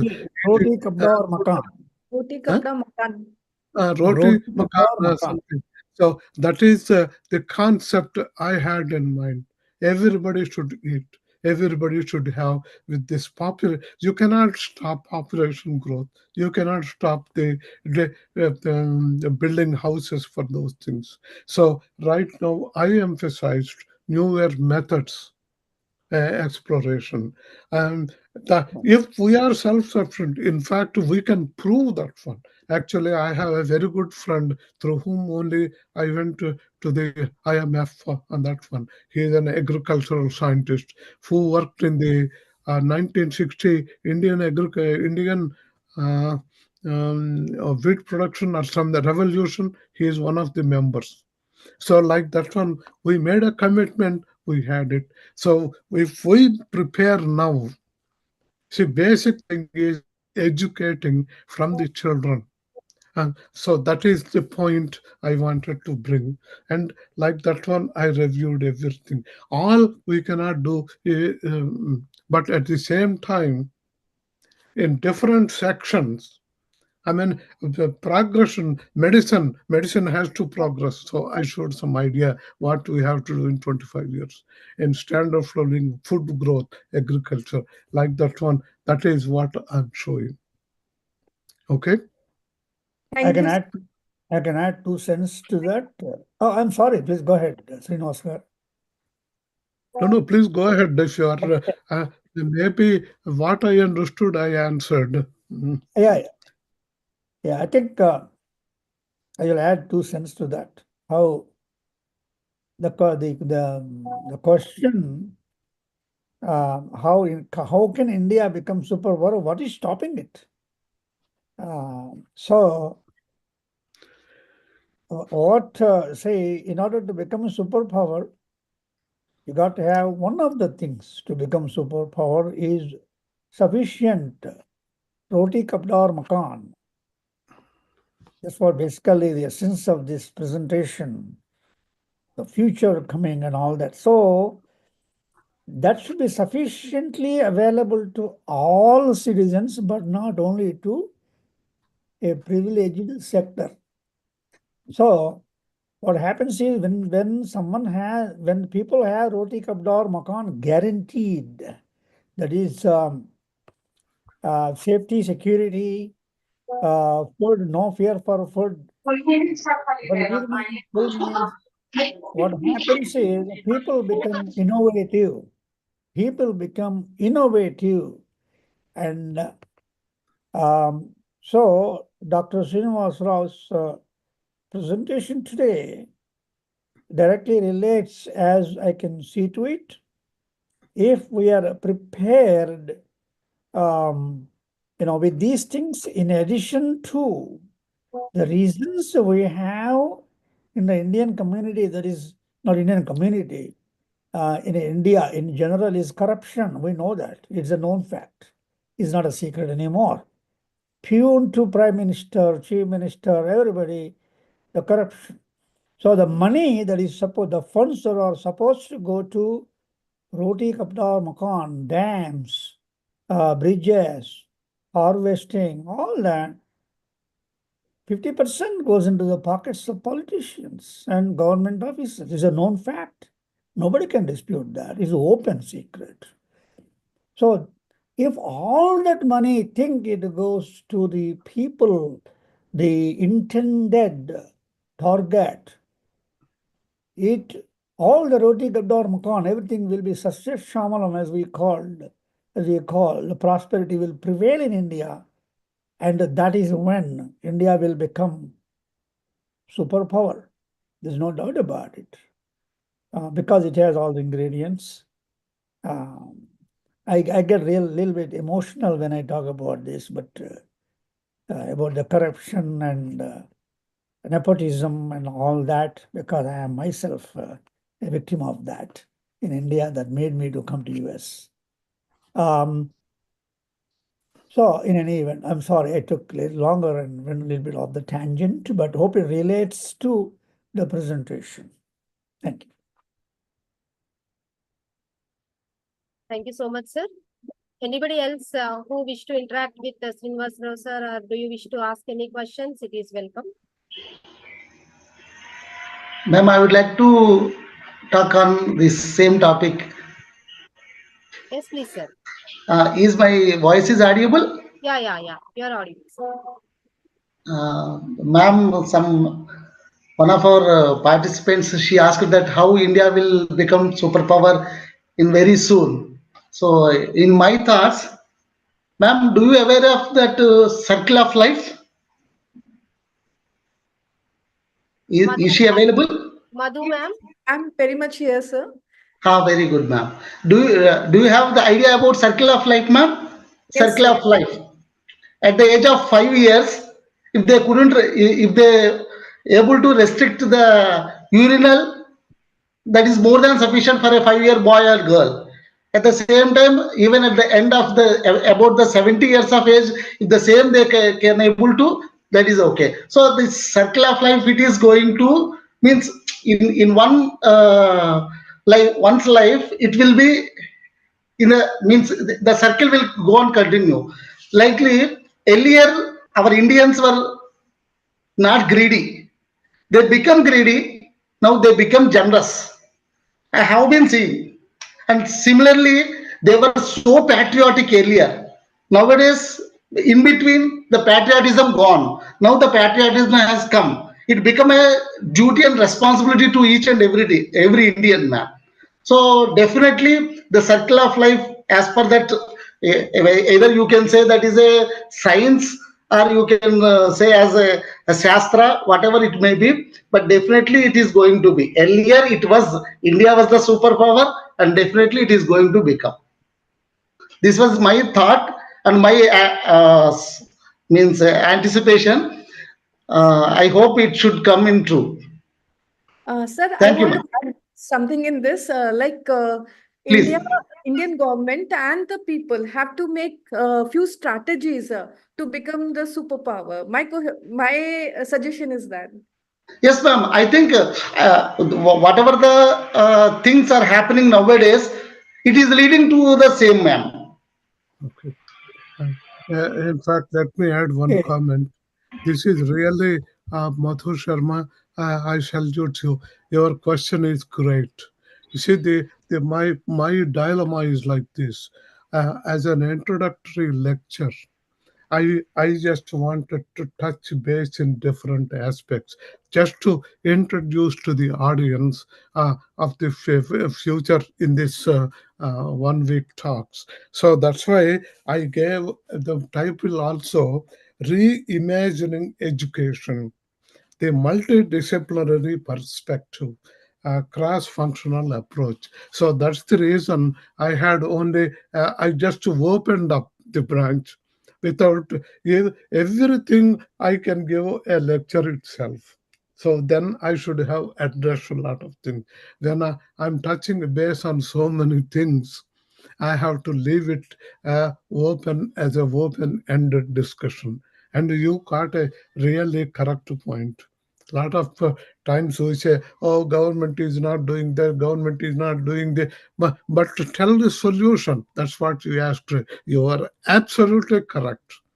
So Thank you. anything you have a specific one, before you put a question, you should be able to answer that one too. That is the responsibility of the speaker. You really mildly hinted me that I didn't do. That is right. The problem is for Presentation me. was No, no, so. no. I'm just telling. No, your question. And for me, if I individually did the topics, I should have provided, because in a limited time of 1 hour, I was actually making note of my time. I have to leave it as open-ended. So my only solution, only suggestion was, when I was preparing it for the academic, I thought administrators or academic community people will come. So they will have this idea. Well, mine is a business school administration. What should I do? Should I emphasize courses to train people the importance of required return for my investment? See, the lot of people are not aware of it. In fact, I told Aruna also to present on um, intellectual property rights. How many people? You ask anybody who is doing a master's degree, what is a patent? How do you write a patent? Nobody knows. Never told. I mean, I'm just asking. I think you are from academia. How many people are aware of it? You write something, you invent something, you can patent it. So those are the sort of things. This is what in every stage in the college level they have to realize. That is what my implied vision. But as I said, in covering such a huge area, I had to leave it open as open-ended. So that is that is the drawback in such a broad visionaries thinking. Okay, Thank you, sir. are you Thank are you satisfied? Are you satisfied? You you. could Sir, not I'm be satisfied. satisfied. I'm No, very okay. much satisfied Okay. because right now in our education system, like you told, we need a change. Like it is very theoretical. Right now, what we are imparting is very theoretical. I think there should be more practical given to the students, and even survey should be done from student side also. What exactly they want or they need changes in the education system of India. That is, you actually struck on a correct point. Being in education, you guys have pointed, bring this attention to the administrators. Hey, when do they know? I mean, as I said, in the college, I never knew what is a patent and how to write a patent disclosure. Of course, even now, patent disclosure, the lawyers write because of the legal issues and all. But the procedure, Every time they say, well, one guy said one time, he make a presentation, my recipe can answer every question. Then I said, you are publicly talking. Um, don't you know how to write a patent? You cannot patent this because you already spoke to many people. See, once you speak something, what you innovated it, you cannot patent it. So these are things, when do you know? So I'm just telling an example. There are a lot of deficiencies are there even still today that exist in education system. So I just highlighted it, and so it is your responsibility. And also one thing, ma'am, I actually urge, not only on my talk, on every talk, all audience. It is not necessary Dr. Madhu Sharma. Anybody, please write your comments, because if you have comments, once they are systematically done I will make sure they are included in the journal, because this journal issue will be primarily for this presentations. So you can add at the end comments on the audience comments, because this is an excellent comments you gave me. Okay. Thank you, Okay. sir. One thing is Uh, to answer Dr. Madhu Sharma's question about what the courses, the curriculum, and also how an engineering student or an IT student or science student cannot write a patent. The reason being that less importance is given to interdisciplinary courses. For example, a course in business, a course in writing, English writing skill, how to express these things, risk management or intellectual property. Such courses are hardly seen in curriculum today.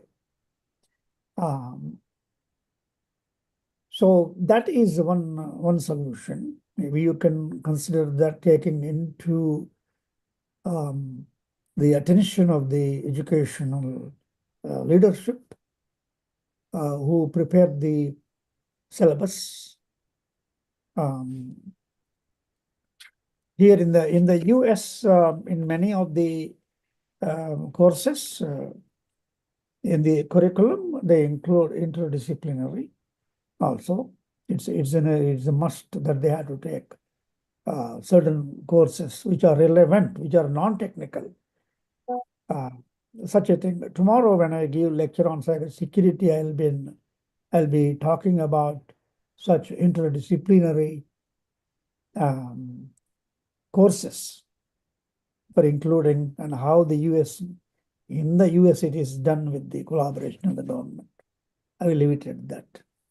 Thank you. I one comment, not a comment, a compliment, Dr. Appayushula Srinivasarao garu. You took that STEM, the definition, original definition of STEM, or the traditional, I should say, the definition of STEM. You replace the M for mathematics, you included that in the science. Then you placed the mathematics with medicine, because medicine is such a vast thing for the survival of humanity for the next. You clearly delineated 25 years, 50 years, what needs to be done, various aspects, and also you talked about the wireless transmission of power, which is very much needed, and also in terms of the transportation. When these vehicles, they don't touch the ground, they only stay above the ground. Just imagine how much money can be saved, how many funds can be saved in the infrastructure, roads, bridges, and so forth. Sanatana to Sanutana, a lot of these concepts, as you rightly said, they were described and delineated in our Puranas. Only the concepts remained, because a lot of the how to do the technical thing that we lost it over a period of time for multiple reasons. So there's a lot of research going on in that area, Sanatana to Sanutana, several PhDs, several people are doing work to get PhD degrees in that area. In the previous presentation, that Dr. Appajeshla Srinivasarao garu and one more exponent in that area, he was there to give the lecture. The video is available, should be available at Sidvi Foundation's website. Aruna garu, is it available?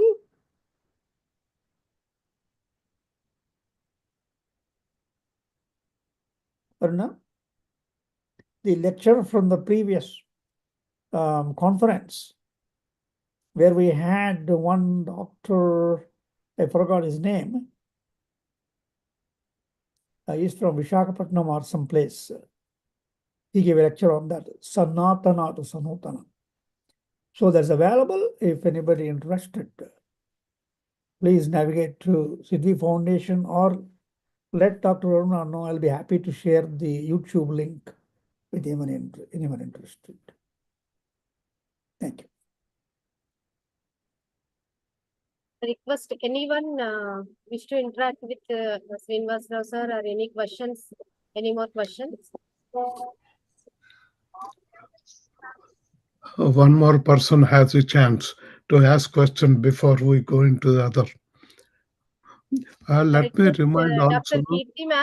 Kirti ma'am from Vishwa Foundation. She is here. Yes, Ma'am, can we relate sir's talk with this Agnihotra, your topic Agnihotra, ma'am? yes, definitely we can relate because we are trying to rejuvenate the Vedas. So it is definitely related to it, for sure. Could you please interact with the Srinivasarao sir, ma'am? Yes. In this regard, yes. Sir is there? Could you please speak a few words in this regard, ma'am, with Srinivasarao sir? Yes. Namaste, sir. This is Dr. Kirti. I'm from Vishwa Foundation. We are trying to propagate the message of Agnihotra, which is, nothing but Nitya Yajna, which is to be performed daily sunrise and sunset timings. And this is a rejuvenation of the Vedas. So whatever things are mentioned in the Vedas, nowadays it is very difficult to follow us, because rituals like Yajna, because Yajna is said to be the one which is responsible even for the harvesting, the rains and, all the balance of ecosystem. So that is difficult for us nowadays because of the hectic lifestyle and the money involved and the manpower involved. But this is the smallest form of Yajna, which can be performed daily at local sunrise and sunset timings. And this is giving us the same effect. And, we have observed that the pollution level in the atmosphere also reduces. And we are talking about the 5 elements. So fire is the only element which is not polluted. So we are using the fire element to purify the remaining 4 elements.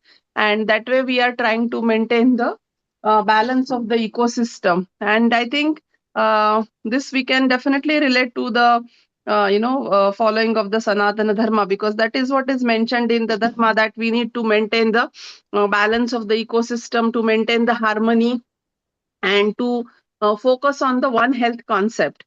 Because I think that is what everyone wants. And maybe people have misunderstood that when they speak about Sanatana Dharma, lot of restrictions and all those things, but it is not like that, I believe.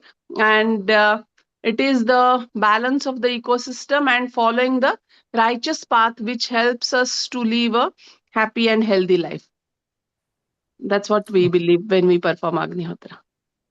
Okay, that is great.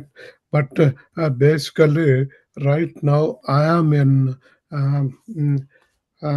I am fully committed to Sanutana. That means what reality is. One small thing I have not emphasized. We know only the conversion of wireless transmission of electricity, power. There is another thing called this photonic. That means through light as a source for transmission of power, which also involve this for electromagnetic system. If we are successful on that, there is a vast energy source in the universe. We can spread all across the uh, mm, all across the solar cells and generate power and then transport to back to Earth. So that is one aspect. Right now, my emphasis is on not metaphysical but physical aspects of life. Uh, So yes, sir. We are just we are trying to prove that the sound mm, energy when we are chanting the mantras, as you said rightly, we cannot prepare the energy, but we can definitely convert from one form to the another. And here we are using the sound energy, the mantra energy, and the fire is also there. And we are having a lot of research, even the nanoparticle research and everything is involved. And it is observed that whenever Agnotra is performed in that atmosphere, the whole changes are seen into the atmosphere. The person's aura also changes. So a lot of okay. research is going on, sir.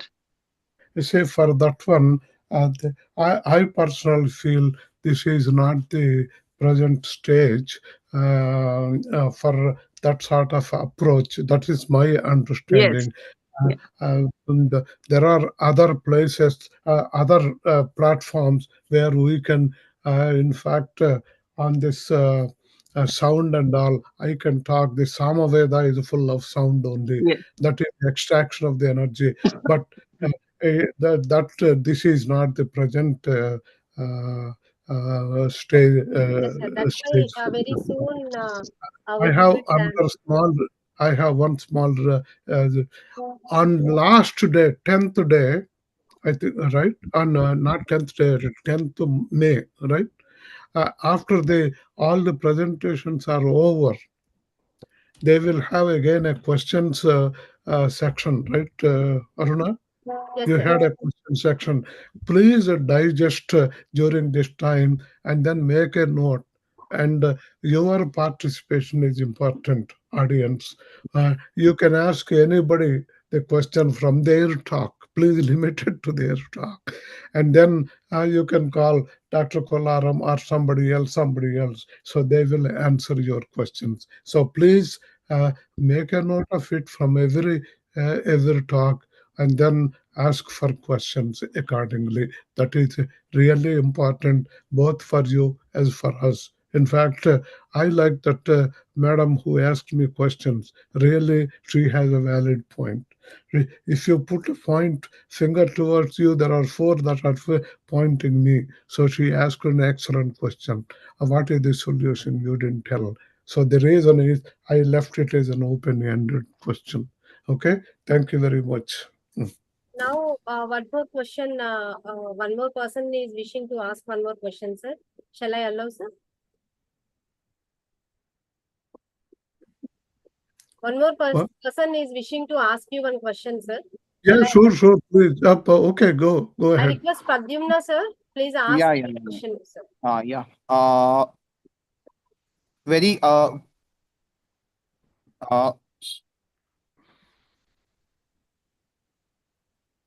good evening, sir. Okay, go Yes, ahead. we Sir, can I hear have you. to ask one question regarding the Vedas. Is there any software or nowadays there are various software which are available to listen some books such as No. Bhagavad Gita and like Vedas in different languages like in Malayalam, Hindi or Marathi?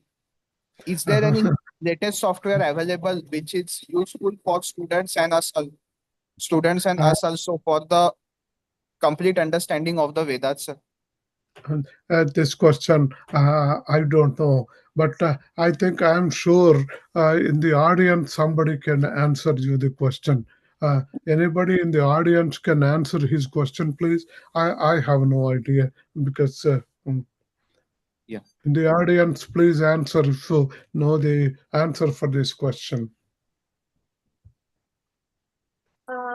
I request the audience, you can make a note on the questions also, and you can work on that, and we can discuss in the last day of this event, whatever the questions raised by some other participants. I request Pradyumna sir, please note down your Okay, question ma'am. Yeah. itself, and we can work out on that. Yeah. Thank you very much, sir. Okay, you're welcome. Thank you so much, sir, for your wonderful speech and for your enlightenment of all the gatherings.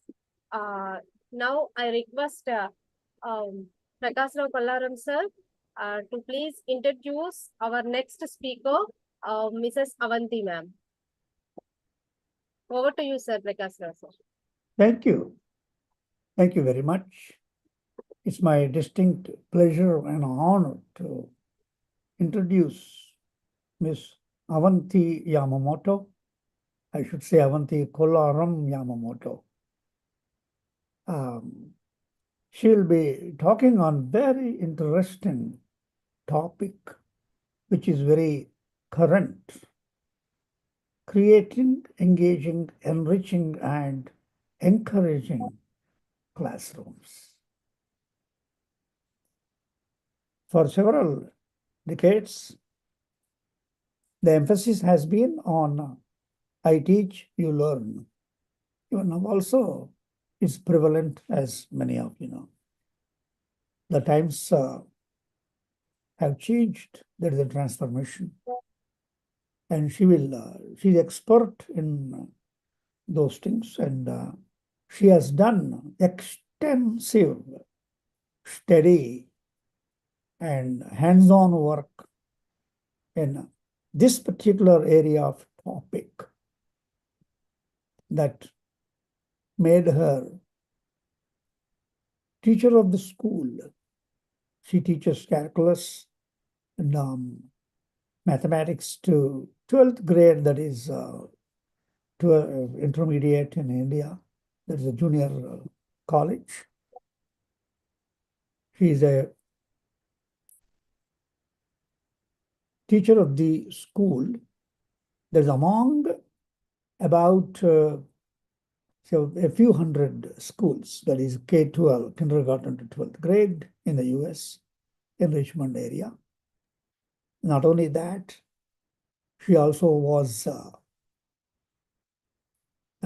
elected, not elected, I should say, she was awarded with her hard work.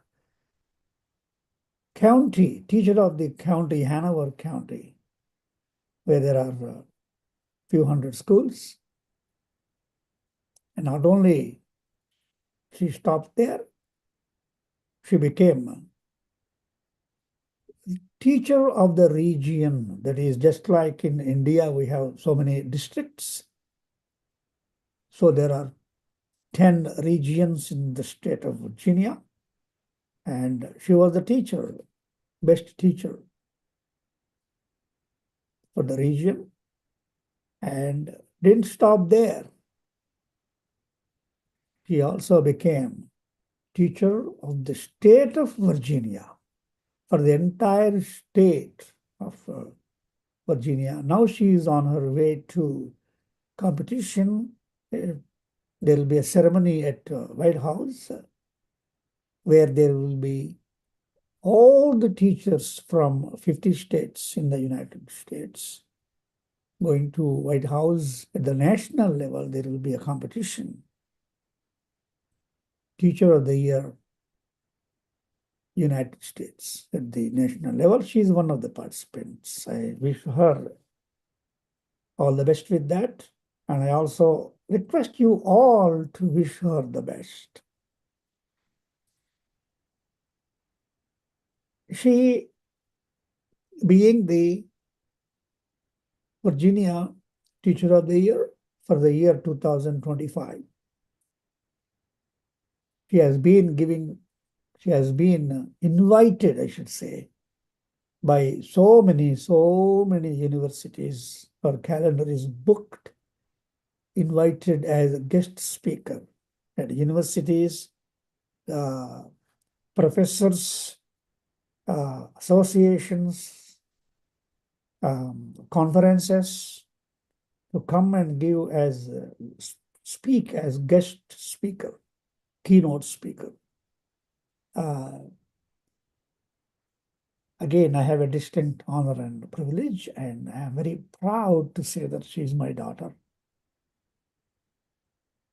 I can speak about her for 2 hours, but I wanted to conclude in 2 minutes. Thank you so much. Thank you. Thank you so much, sir, for your wonderful introduction of our today's speaker. Ma'am, it's our pleasure to have you, and we are all eagerly waiting to hear from you. Over to you, ma'am. Thank you, Dad, for the great introduction. Are you all able to see my screen all right? Yes, ma'am. Yes, ma'am. It is visible, ma'am. Okay, wonderful. Good evening, I should say. It is evening where you all are. It is bright and sunny over here in the morning for me, but it is evening for all of you. So thank you all so much for having me here today. It is truly an honor to speak with you all as you all are cultivating the next generation of educators. Our students are our guiding light. They are our inspiration. Their curiosity, enthusiasm, their resilience inspire me every day. And their endless potential fuels my desire to teach. I absolutely love what I do. I love that I get to wake up every single morning and I get to teach the quadratic formula to my students. I love that I get to shape their minds and help them realize their capabilities and build relationships with them. I love being a department leader and helping and mentoring teachers to meet their goals. I want to make sure that I'm showing you the right thing. Yes, okay. Oops.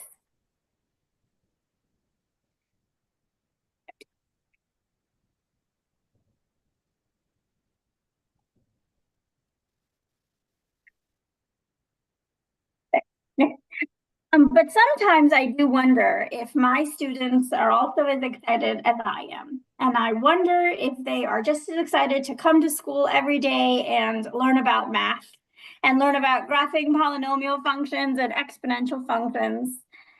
But it turns out that it's not just my students. Students all across the United States are not as excited about going to school.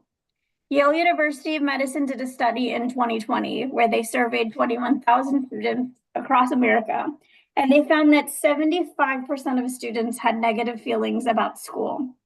They're tired, they're stressed, they're bored, they're discouraged. Simply put, our students do not want to be in school. When our students don't want to be here, it affects their academic performance. They are disruptive in class and to the overall learning environment. And ultimately, they are not prepared for their futures, which at the end of the day is the reason that we all become educators. That's why parents send their students to school. And if we're not doing what we're setting out to do at the end of the day, then why are we even here? So often our schools focus on graduation rates, getting our students to the finish line. But what about every child that is in the classroom, every student that wishes that they were somewhere else? They are so bored and they are counting down the minutes until they get to go home. It is not just our job as educators to get our students to graduate. We have to make sure that they want to be with us every single day, that they are excited to learn, and they are encouraged to do so. This is how they will be successful. So if we care about their success and we care about the success of every single child in the classroom, then we have to care about them wanting to be with us. And we have to create a classroom environment where they want to be there and they want to keep coming back. So it is no longer enough to just teach. We must cultivate classrooms that empower our students to thrive and want to keep coming back for more. One in which they are not bored, but they are engaged and they love what they are learning. where they are not stressed, but they feel enriched and surrounded by a community who loves them, and where they do not lack self-confidence, but one where they feel encouraged and empowered to thrive. So my goal here today is to share with all of you how we can cultivate classrooms where every student can learn, grow, thrive, and love being in school. So first we need to ask ourselves, why are our students bored? Why is the idea of coming to class and learning about exponential functions just not exciting to them? What can we do so that they will feel engaged? School lacks relevance to our students' lives. Someone was just talking about this earlier with the last presentation. We cannot just teach content. We have to teach students how it applies, and we must make it relevant to their lives. These outdated teaching practices of sit down or write this down and here is a worksheet to regurgitate it, it does not work. I would actually argue that it never worked. When we were in school and we were taking notes in history class, we were not engaged. We didn't enjoy taking down notes and listening to the professor talk. It was not engaging to us. And if it wasn't engaging to us, why do we expect those same teaching strategies to be engaging to our students? School has to be relevant to our students for them to care. Otherwise, they would much rather be at home. This is why giving students projects is so important. Student choice in my classroom is so important. And so we do project-based assessments. I believe that not only do all students not learn at the same rate, but they don't show knowledge in the same way. And when they are given the opportunity to apply content to their lives and their interests, they all shine. This is an example of my students' exponential functions project on the effect of global warming and the polar bear population in Antarctica. Girls love to research animal extinction rates. I don't know why, but it makes them happy and they love it, but it's a little bit depressing, but they love to do it and they love to research about animals. But when students are able to apply content to their own lives, they're so much more engaged in the content. It's no longer about finding the exponential rate of decay. It becomes a question about what can we do to save our favorite animal from extinction. Are you all able to see the infographic? Can you see it, Dad? You see it? You can read the text on it, Dad? Yeah. Yeah, we can see. Yes. Okay. Sometimes I'm lucky enough to teach the same student twice. So this is a student that was so passionate about her project in algebra. She looked at the rates of how your body breaks down glucose. And as an Algebra 2 student, she researched data and she found a regression curve using technology. But what she didn't know at the time was that this is actually an example of half-life. And it's a concept that we cover in pre-calculus. So the following year in pre-calculus, she took that same project and she expanded on it and compared it to how people with diabetes process glucose. Half-life is notoriously something that my students always struggled with. And I just gave them 100 problems for them to practice this concept over the course of 2 days. And very rarely did my students ever find success with it. But once I took those 2 days and I took that packet away and I gave them a project to do and I took them to the library, they thrived and they no longer struggled with applying exponential functions anymore. In my statistics class this year, I had a student compare literacy rates to GDP worldwide. She believed that there was a correlation before, but when she was living the mathematics, and she found that the Pearson's correlation coefficient was negative 0.4546. It meant something to her, that there is a moderate positive correlation between education and GDP. She became so passionate about this concept that she has applied to NYU to study economics. This is what she wants to now do as a career. As educators, we have this incredible opportunity to show our students a world through our content. And we get to show our students an entirely different world. And when we allow them to connect content from the classroom into their lives, that's how we turn students into advocates. Here's another student who looked at a really famous basketball player in America, and he found there was an exponential increase in the number of baskets he was making. And it's really easy to look at this and think that this student did really well in the content, but in actuality, he did not. He actually did very poorly on the actual exam. And the reason is very simple. He doesn't care about math. He cares about basketball. But when he was able to apply the same content to something that interested him, he thrived.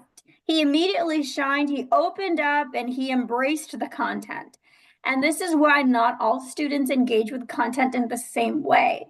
We can't just give them all a paper pencil test and ask them to regurgitate the content that we taught them in class. We have to give them an opportunity to show content knowledge in a different way, because not all students show knowledge and mastery in the same way. Another issue that I see a lot as a math teacher is a lack of self-confidence. But when I give students an opportunity to apply content to things that they are interested in, they shine with confidence and pride. This was a student who applied, when I taught sine graphs, he went out and he found real world data that was sinusoidal waves. So he compared East Coast waves to West Coast waves. And he used regression curve and technology to model that. And he went up to the front of the room and he just shined with this confidence. And he always felt that he is not a math person. But when he came up and he presented it and he was so proud of his work, you could tell that that narrative was changing for him. This is another project that we do when we study right triangle trigonometry. We use Google Earth, which calculates actual angles, actual distances and altitudes, which we can then use those figures to calculate angles of depression anywhere in the world. And these are the real actual angles of depression of any building in the entire, on the planet Earth. I've had students use this technology to calculate the angle of depression from the Empire State Building to all of the surrounding states. This particular project is from the Neuschwanstein Castle, which is a castle in Europe.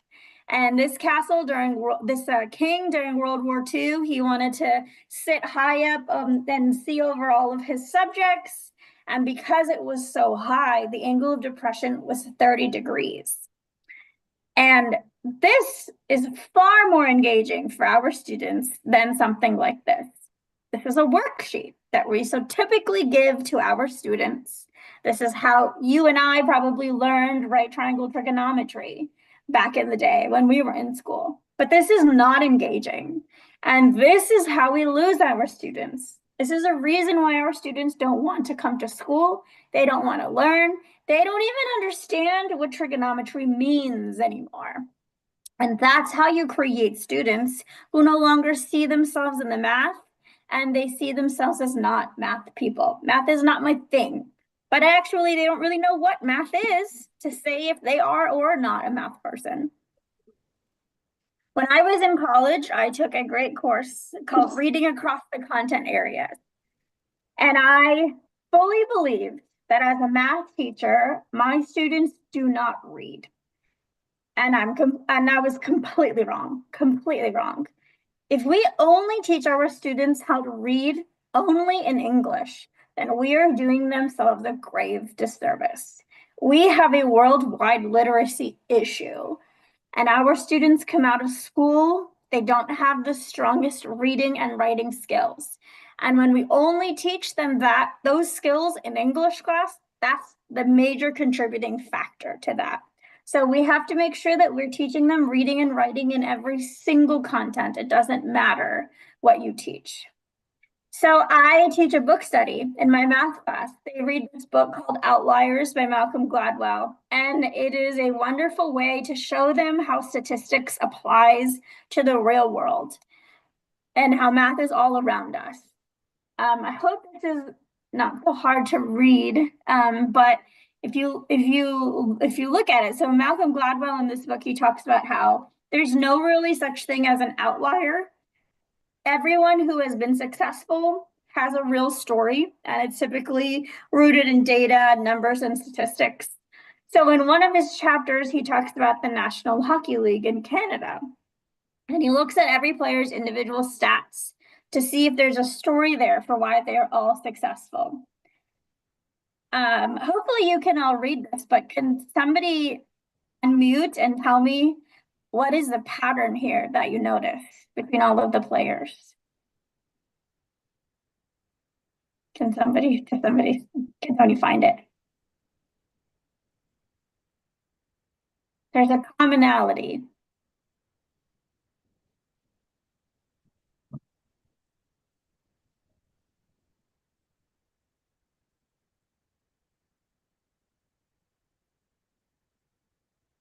Has to do with their birthdays. The age, the year of birth. The year of birth, okay.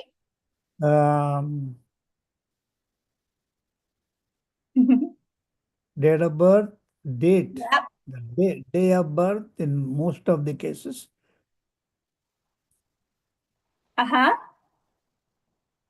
What do you notice about those date of births?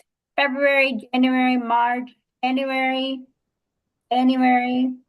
Right. January, there are January, mostly January, February, first quarter. Right. Yep. The first quarter Maybe of the somebody year. else can, maybe somebody else can look at it. Better pattern. The cutoff date for hockey in Canada is January 1st. So can anybody see why that might be advantageous? What does it mean about these hockey players then?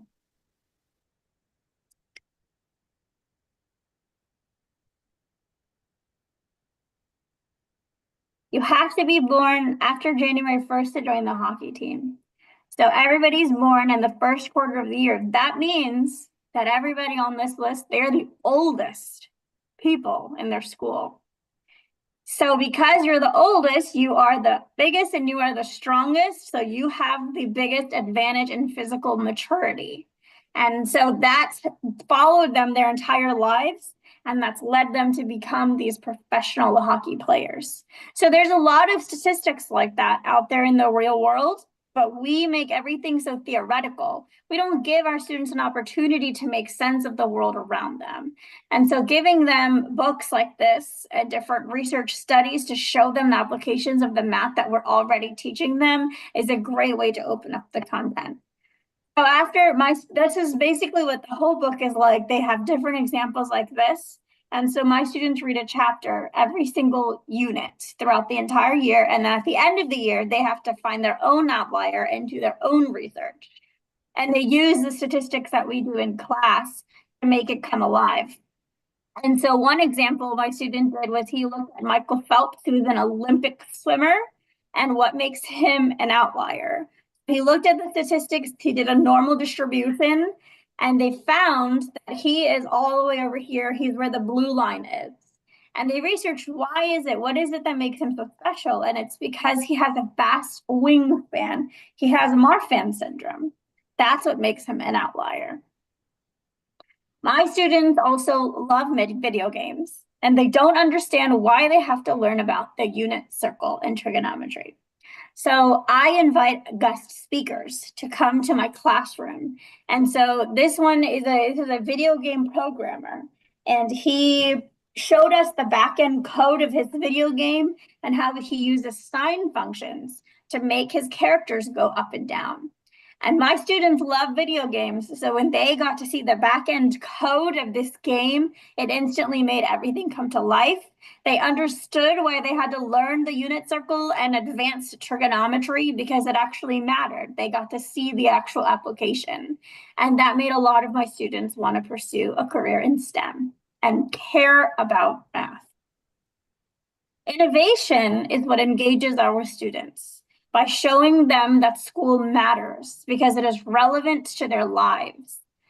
But what I believe is that true innovation has nothing to do with me. is not about me as the teacher, but it's about giving students the opportunity to be innovative, to take risks, to collaborate with each other, collaborate with me, and build these relationships. I also do a lot of games in my class. I don't give any worksheets. If I was going to give a worksheet, then I turn it into an engaging game and I make it a competition between all of my students. I put them into groups. They have to work together and they have to answer the question, and they have to engage in that mathematical discourse between them, and they come up with one answer and then they present that answer to the class. That's how they practice and they make connections. We're not through worksheets. So if we want our students to feel engaged in the classroom and want to be with us, then we have to come up with ways for our classrooms to be engaging in meaningful ways. We have to make them feel like the content matters and make it come alive and make it relevant to them. And we have to ditch the worksheets. We have to stop giving students worksheets. As teachers, we have this powerful opportunity to show our students how learning and how our concepts are all around us. It is so easy to get lost in worksheets and feeling like we have to get through all of the concepts that we have to teach. But especially as STEM teachers, there is nothing more universal than STEM. And we, as their teachers, get to be the ones to show them that. We must also utilize technology. It is one of the most powerful ways to make content come alive and show our students that learning, and especially in STEM, is limitless. And finally, we must become champions of innovation. We must take risks, try new things in our classrooms, provide students the opportunity to take risks and make connections. Innovation is the champion of engagement. But there is something else that is so important to understand. It takes time and learning to effectively do and plan these innovative and engaging lessons. Technology is constantly changing. Engagement strategies are constantly evolving. So what we do in the classroom right now will change tomorrow. So it is crucial that we never, ever, as educators, stop learning. So I want to take a moment to talk about why it is so important that we continue to learn, why it is so important that you are all here today, and why this is so important for me personally. Because I didn't go through a traditional teacher preparation program. All of my teaching knowledge has come through professional learning opportunities like conferences and books, studies, and things of that nature. So I didn't always want to be a teacher. I actually went to college as a biomathematics major with the intention of attending medical school. But in my third year of college, it was one of my professors, Dr. Craig Larson, who found this passion for teaching in me that I didn't even know I had. So in my final year of school, I applied to our teaching program and I was rejected. They told me that no school would ever want to hire me, and I was devastated. So I decided to go be a doctor after all. I worked in the ER, I took my MCATs. But when I finally sat down to actually apply to medical school, I couldn't do it because I knew in my heart I was not meant to be a doctor, that I was meant to be a teacher. So I obtained a provisional license to begin my teaching career. Over the past decade, I have soaked up all the professional learning knowledge that I could.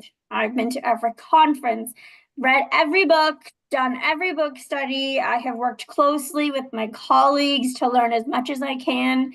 In 2022, I achieved my national board certification, which was the best learning experience of my life.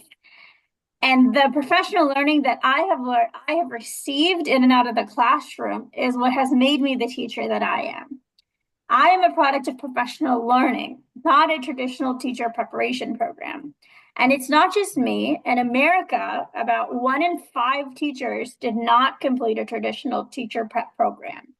We so often assume that every teacher in the classroom went to school for teaching and they already know everything that they're supposed to know.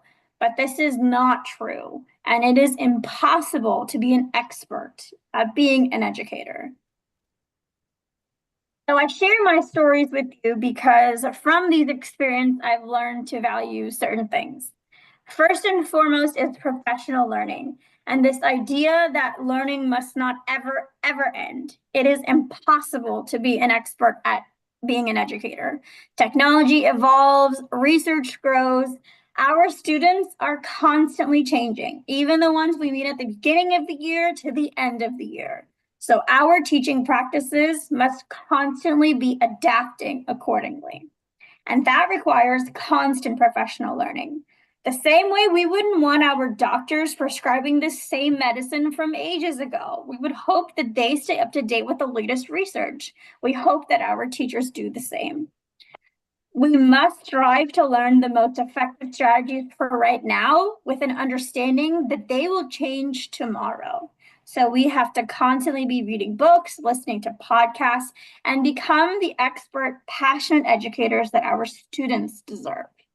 There is nothing more exhilarating than learning a new strategy, trying it in your classroom, and seeing your students light up with understanding. Professional learning isn't just about improving, it's about staying inspired, energized, and constantly rediscovering the joy of teaching. We must also value collaboration. Teachers who teach the same content and other content areas as well, bringing that into what you teach, the interdisciplinary connections. It is impossible to do this job well if you do it alone. And it is also very easy to silo yourself and do everything on your own. But working with other teachers makes us better. And we must find them and join them, step outside of our own classrooms.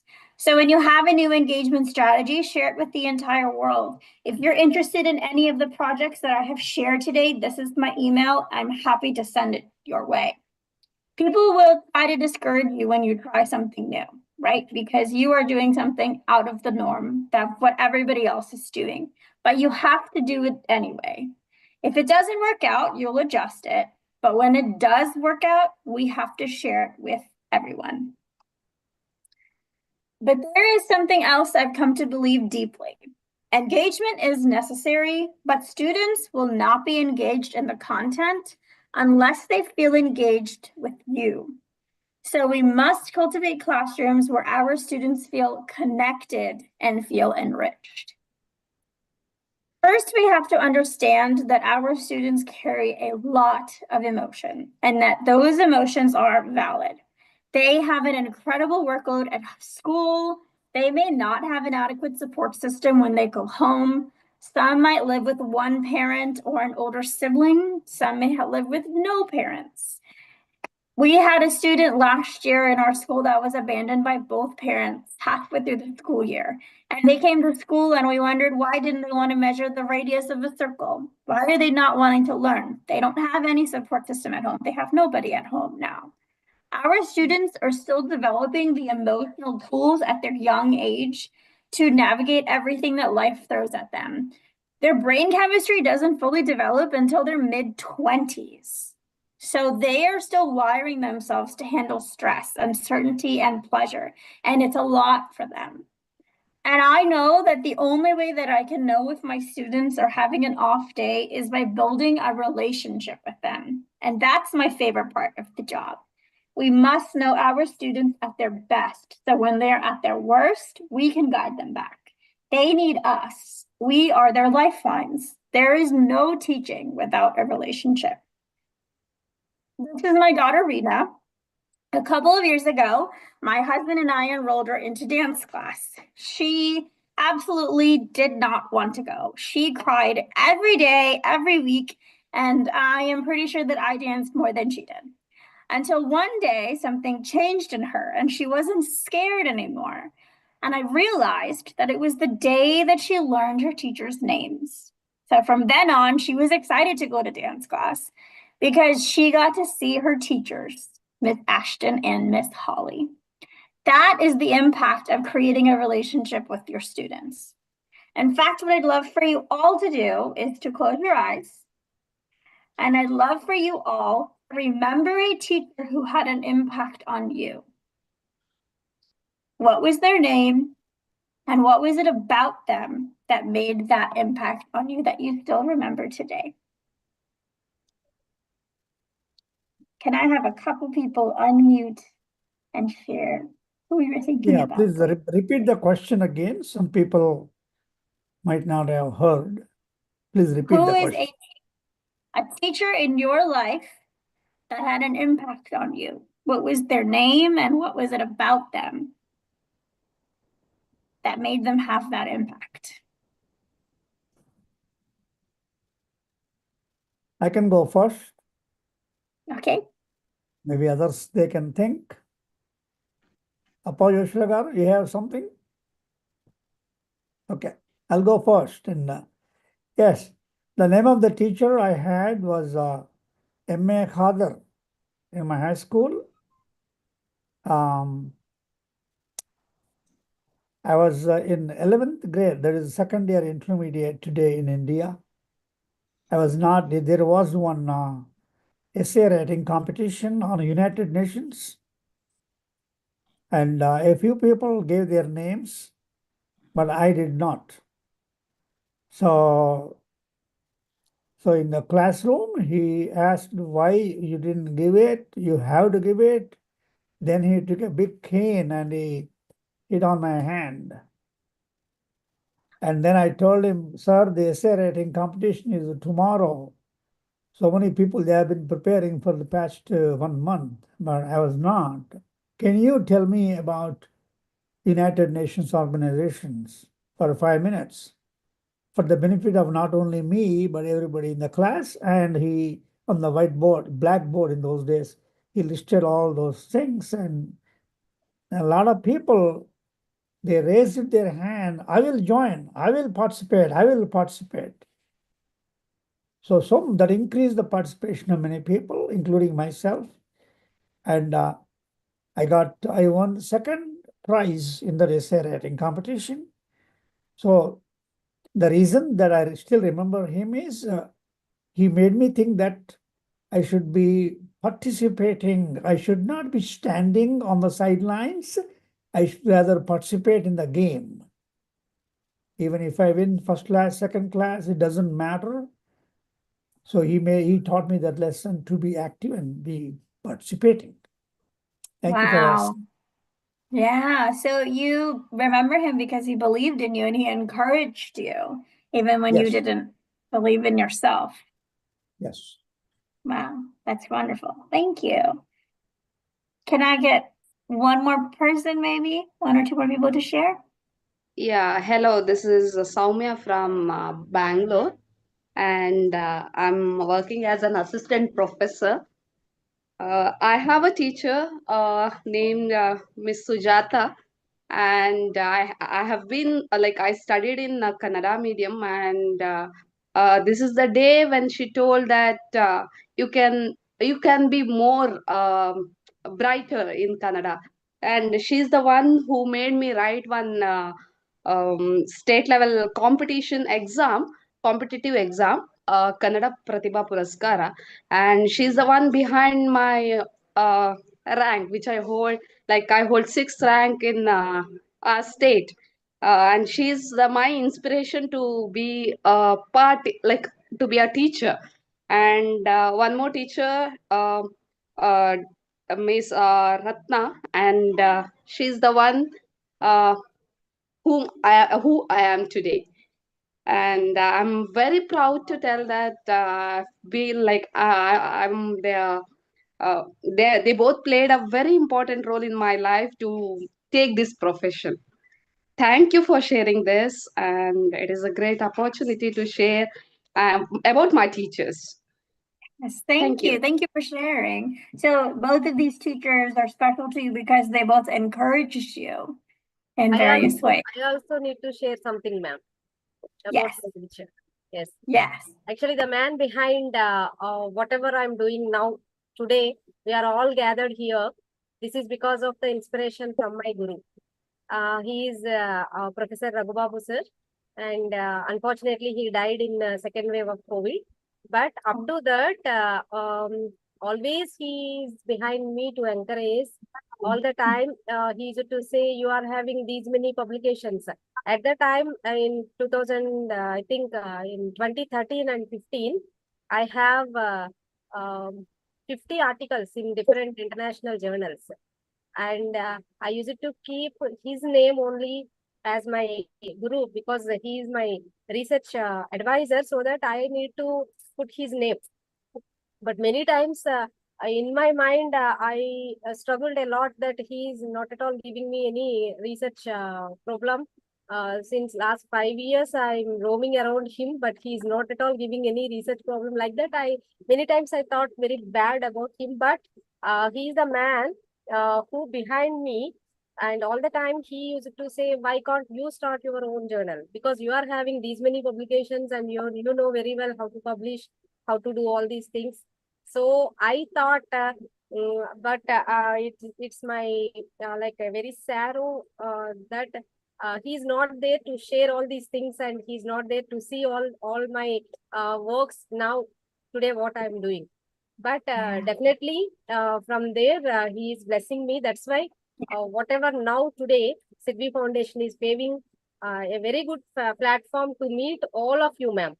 So always I bow my head in front of his feet. This is my research guru, because I am dedicating all my works to my guru only today. Wonderful, wonderful. Thank you for you, sharing. Thank you for sharing. So he sounds like he's always been there to encourage you. He believed in you. Everything you do, you have him in mind, always. Wonderful. Is there anyone else that would like to share? Maybe one last person? Anybody else from audience side to share your feelings towards your gurus, because it's the auspicious occasion?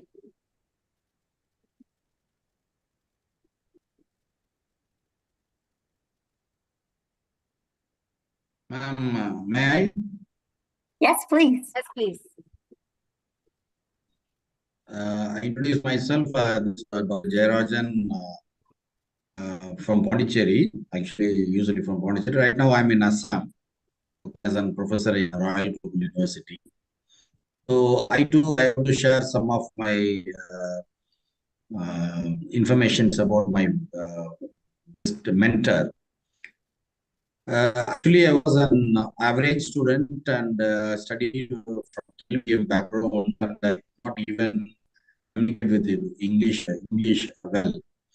But when I joined during my undergraduate.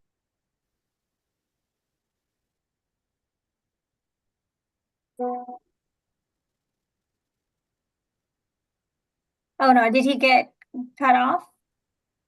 Jayarajan, is sir, not your coming. voice is not audible, sir. Doctor, Okay. Maybe some technical issues, ma'am. Maybe some signal issues are there. I think, Okay. yes, I have rejoined, I guess. Okay, great. Am I audible? Yes, sir. Please proceed, sir. Yes. Then, and also that, am I audible, ma'am? Yes, sir. Please proceed. And also that I'm a very naughty during my undergraduation. Then most of the faculty won't like me, and they always make me to stand outside of the class. So I'm an outstanding student during those days. Yeah. The only one who supported me in all aspects and guided me in each and everything is Dr. Kannan and Dr. Daniel. See, they used to advise me or suggest me, and they have explored some of my hidden talents, and they have diverted me to focus on the curriculum. And then slowly I molded up. You don't believe in during my undergraduation, among the 50 students, only 12 candidates has been passed without internal arrears. I am one of the students at the time.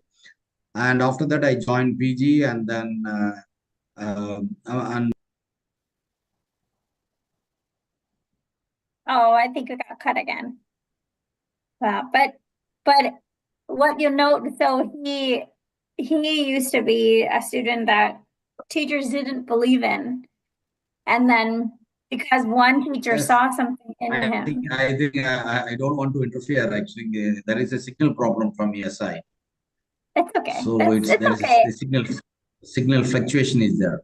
And then every time I met him and get the suggestions and all, and they only molded me or focused me. Right now, I am one of the senior faculty in allied health sciences, particularly in allied health sciences, one of the senior faculty in India.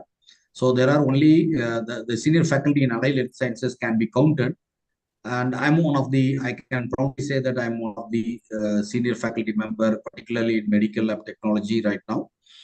And I have been an internal and external examiner for various universities and given invited lectures. And I'm also one of the member in Sidvi Foundation also. I have to thank Dr. Aruna Kumari ma'am this time. And because of, if they have not molded me or if they have not supported me at the time, then my life will be turned at somewhere else. So in this time, I have to thank them, and I have to recount. I also thank you for giving me the opportunity to recount my experience. Thank you, ma'am. Yes, absolutely. Thank you for sharing. It's so. I hope that you all saw something that everybody who shared, everybody had one thing in common. Nobody said, I remember this teacher because they taught me math. I remember this teacher because they taught me how to write. I remember this guru because they believed in me. They encouraged me. So even to this day, 20, 30 years later, I still remember them because of the impact they had on my life, not because of what they taught me, but because of how they made me feel. And this is so important for us to remember. When we want our students to be in school, what they remember from us is not what we taught them, but it is how we made our students feel. And that is so incredibly important. So one of my favorite things that I do in my school is we have a club. It's a community service organization. We come together, we do different projects for the community. We help with the local animal shelters. We collect books for the community. We do all of these things, and I love creating these relationships with my students to show them that they have an impact. They have the ability to impact change on their entire community. So we have to tap into this connection, and that means being a part of the community. Being a teacher is not about teaching content. It's about creating relationships with our students. I love being a part of the community that I teach in. All of my neighbors are my students, and I walk down the street and I see the students that I teach, and they say hi to me, you know, and they start playing with my daughter. I love that building that relationship in that way is so important. But we have to connect with the community and be visible to our students in so many different ways. And in the same way, we have to bring that community into the classroom, and we have to cultivate classroom communities where our students feel like they can take a risk and they can be vulnerable. They can share their ideas. So something that I do is I establish rights of learners of my students. I want every child to know when they walk into my classroom, you have the right to make a mistake. You have the right to revise your thinking. You have the right to ask questions. But on the first day, we create this kind of classroom community so that throughout the entire year, they feel free to learn and they share their ideas with everybody. But we have to create an environment where all of our children feel capable and they feel respected. And then we must always connect with our teachers. We have to be, it's not about being a perfect teacher, but it is about being a teacher that our students feel they can connect with. I have had many students over the years who started off with me saying, math is not my thing. I am not good at math, right? As if there are any other math professors on here or science professors on here, I'm sure you can relate with that sentiment when you have students that come in and they're just not confident in what they can do. Our students do not need perfect teachers that know all of the math, but they need people who are going to believe in them, especially in STEM, where fear of being wrong can silence even the brightest voices. The relationships that we build with our students unlock their courage to try. But the reality is, you can plan the most engaging lessons, create these strong relationships with your students, but if you do not believe that every single one of your students can learn it, none of it matters. Because our students walk into our classrooms convinced that they can't do it. The student who has his head down, he's not even trying, looks like he doesn't care. He thinks to himself, well, if I don't try, then I'm not really failing. Until we believe in our students, they will not believe in themselves. So how do we change that narrative for them? And how do we make sure that our students feel encouraged? One thing about me is I am all about self-efficacy. This is where most of my research is. I want to know, how do you build students that feel like they are capable learners? So even after you have me and you go on to the next professor, you will still feel successful. You can handle any challenge that school and life throws your way. And when I hear teachers say things like, my students can't do that, or that child can't do it, it makes me really, really upset. Last summer, I met a professor at a conference, and we were talking about this great activity, and she said to me, oh, my students would never be able to do that. And I thought to myself, it's the summer, it's July. We haven't even met our students yet. How do you know what they can handle and what they cannot? But that sort of limiting mindset, that is what ruins children. And the minute that we label our students as incapable, it doesn't matter what grade we give them. We have already failed them. But when we believe in our students, our beliefs turn to actions, and those actions convince students of their capability. And our belief in them, that belief in them is the precursor to their belief in themselves. So how do we change the landscape of education to breed that self-efficacy in students? The answer is in our teaching methods. We think that teaching procedure and memorization is going to help our students learn well and learn quickly. But without helping our students think through foundational concepts behind them, we send the message to our students that they are incapable of understanding it. And over time, that is what our students will believe. I read this great book called Building Thinking Classrooms by Peter Liljedahl. He's a Canadian author, and I encourage every STEM educator to read this book. It talks about how there is little to no thinking happening in our classrooms anymore. Everything is about regurgitation and memorization, and it's all about facts. This is how you and I learn math. There's 20 problems. Here's a process. Now go do it. We don't know why we borrow a 1 or carry the 5 or do this process. We do it because our teacher told us to do it. But that's not learning, that's mimicking. And your advanced students, the ones that are really good at math, they love this because you just told them exactly how to get an A. If I repeat this process 20 times, I'm going to get the A that I want. But what about every other student? The ones who can't follow the process. They want to know why I have to do the process, but they don't even get to know. We just assume that they can't do it or that they shouldn't be in our class.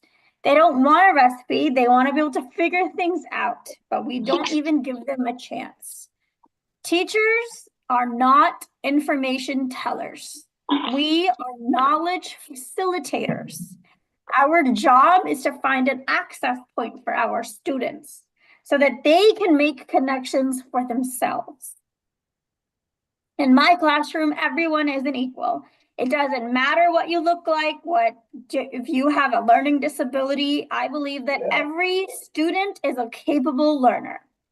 In this picture, you cannot tell who has a D, who has an A, who is visually impaired, who has a learning disability. And it doesn't matter because they are all capable learners. My students do not sit in my classroom. They're always standing up. On all of the walls are whiteboards in my classroom, and everybody is always standing up and they are making connections on their own. My job is just to facilitate the lesson.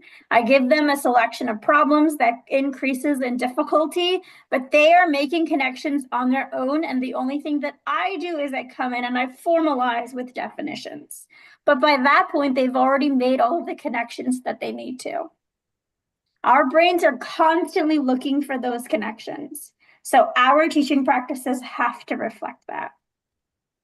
Last year, I had a goal to increase my students' self-confidence in math. I asked my students at the start of the year on a scale of 1 to 5, how would you rate your math skills? At the start of the year, said a 2.7. Not even average, below average was their confidence in themselves and their math abilities. That's the reality, is our students just do not believe in themselves. They believe that they cannot do it. So they think, what's the point of even coming to school when I can't do it? And so often our students think that math is supposed to just make sense. But the reality is they have to make sense of it. And they want to. By the end of the year, the average was a 3.21. It wasn't a huge gap, but at least it was now above average. But when I asked them what helped you gain confidence in math, what they said overwhelmingly was open note quizzes. I allow my students to take their own notes and then use them on the assessment, on the quiz, not on the test. But I didn't ask them what helped you gain confidence on a quiz. I asked them what helped you gain confidence in math. And they all said the quiz. And so this taught me something very important. Our students tie their self-worth, their self-confidence, their abilities with assessments, with quizzes and with tests. So when they get a quiz back that says they got a C on it, immediately they think, I'm terrible. Or if they get an A, they think I'm great. It doesn't matter that you got 3 questions wrong. They don't care. They don't even look at it. They just look at the number, they look at the letter, and they decide whether or not they are capable or not. So if we want to build self-efficacy and build self-confidence in our students, we have to look at the way that we are giving quizzes and tests to our students. And we have to recognize that they are going to use that as a message to define themselves. So we have to be the teachers who transform our teaching practices to breed self-efficacy in our students. First, we have to understand and we have a responsibility to show our students that they are math people, that they are capable of doing difficult things. And first, we need to understand that they're going to come in with a preconceived notion. So everything we do and say in our classroom has to be centered around convincing our students that they are capable. We would never be okay with our students saying that they're not a reading person. I'm not good at reading. I'm not going to read. We would never be okay with that. But we have decided it's okay for people to say, I'm not a maths person. But this is also not okay. And so we have to stop saying that. We have to dismantle that narrative. And we do that by teaching conceptual understanding, not through teaching a procedure. Because as a calculus teacher, 10% of what I do is teach content. The other 90%, I am just convincing students that they can do it.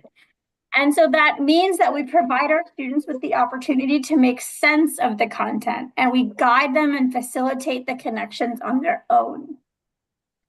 If we want our students to be successful and encouraged, it starts with teaching strategies that will empower every one of our students to thrive. Students are so much more capable than they realize, and it's up to us to show them that. I want every child to be believed in, and there should never be a barrier to that belief, because education opens doors, and every child, regardless of learning ability, background, and language, deserves to hold the key to that door. We, as educators, are the locksmiths. We get to craft every child's unique key, place it in their hands, and say, you can do this, I believe in you. And when we hand those keys to our students, we aren't just opening a door, we're unlocking their ability to dream bigger and to aim higher. Today, that might mean passing a geography exam, but tomorrow it could mean saving the rainforest, launching a spacecraft, or transforming an entire community. That is the power of education, and that is the power that each one of us holds in our hands. I want to thank you all for your time and the opportunity to speak with you all today. As we foster the next generation of students, each of you holds this key and the chance to dismantle false beliefs, to build thinkers, not memorizers, and a chance to remind a discouraged student that this is for you too. Thank you.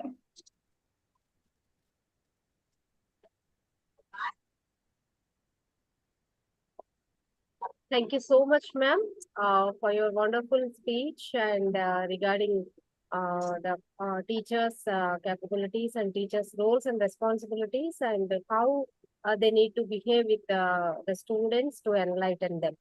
Thanks a lot. Now, it's the questionnaire time. Anybody wish to interact with Avanti ma'am, it is welcome.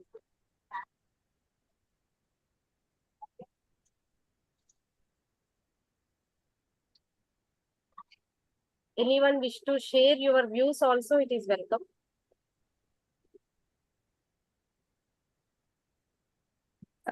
Hello, this is Saumya again.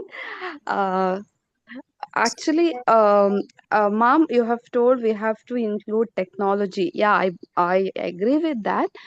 Meanwhile, how we can make student like more interactive? Like now we are dealing with Gen Z, and it is very difficult to catch their attention for a longer time.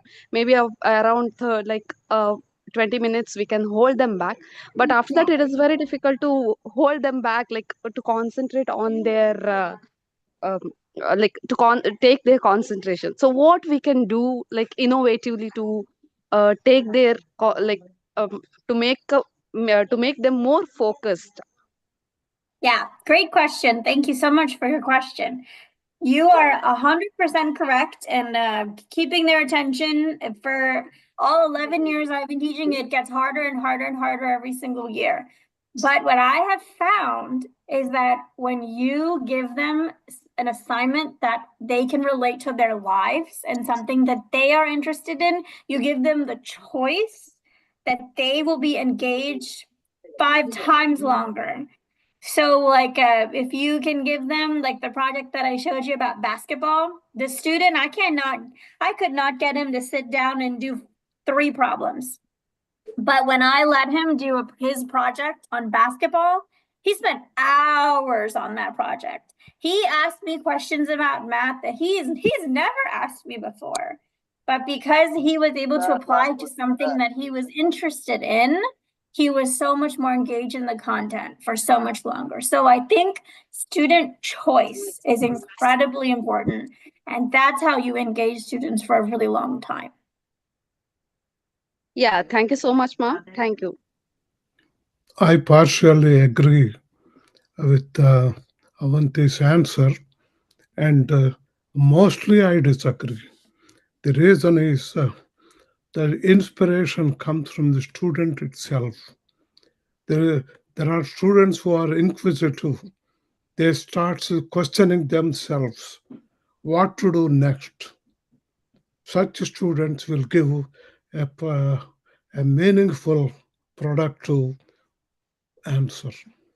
Some students, they're not matured enough or interested enough to pursue next what. So they say, okay, we have given a task, we have done it. That's it. So that means they're contented with it. So the motivation or interest it initiates at the student itself. I'm just giving a personal example. One student was given summer internship and she's working on it. And her provider told, you do this, you do that. So the immediate answer for that she did. And after a couple of days, she came back and said, why can't I do reverse? If I do reverse, it is nothing but creating a sensor for whatever is the output we want. So she did that and she got a patent. So that smartness is not given by teacher. It is self-motivation. It comes. People who are interested. There are some who will do spend our summer. That's it. So this is my practical observation that motivation will not come by some teacher saying something. It is inborn. It is they're genetically motivated habit. Thank you.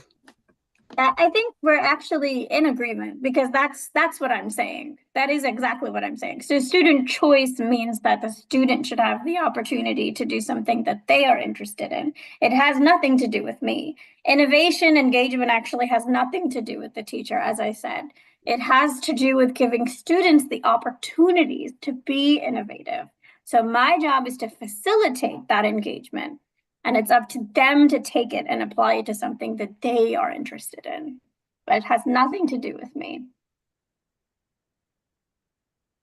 Having said that, the teachers want to take the credit. I'm just giving an example. High school student project they have done.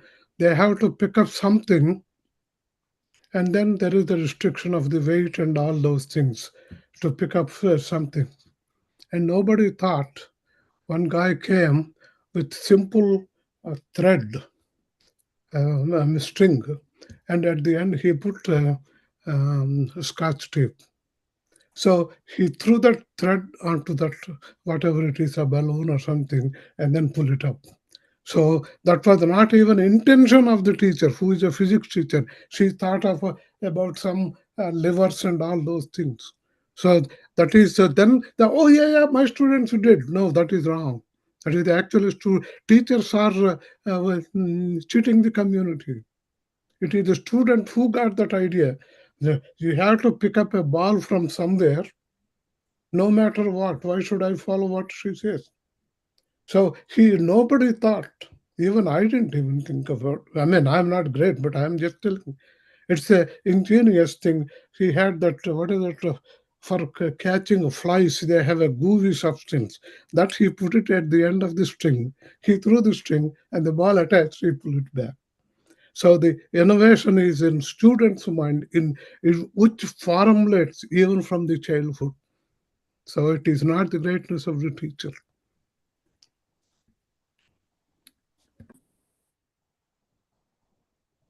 Thank you so much, sir. Anybody else who wish to interact with Avanti ma'am?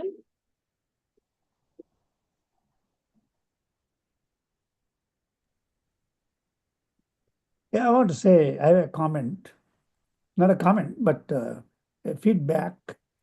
And most of the points that Avanti made in her speech, they are not only applicable to high school, they are applicable to universities, colleges. At any level, they are applicable.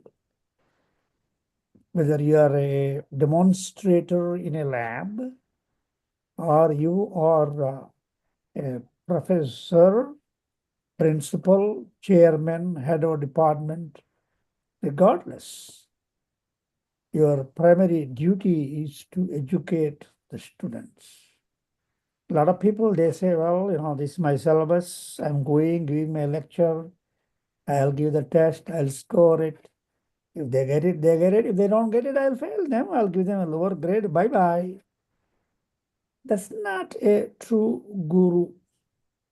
A true guru always is interested, motivated, and loves to make the students more knowledgeable, more smarter, more innovative, encourages them to study, creates an atmosphere, an ecosystem that would create the motivation in student. That's the way it should be. Fine, it's not like that in some places or many places. That has to change. That has to change. A lot of importance is given, especially in India, I have seen, because I deal with so many colleges, so many students all the time. I talk to them about their career, their curriculum, and there is very less importance on the practical reason connecting to the real life. It's mainly about giving theoretical, giving equation, solve it, here it is, and bye-bye.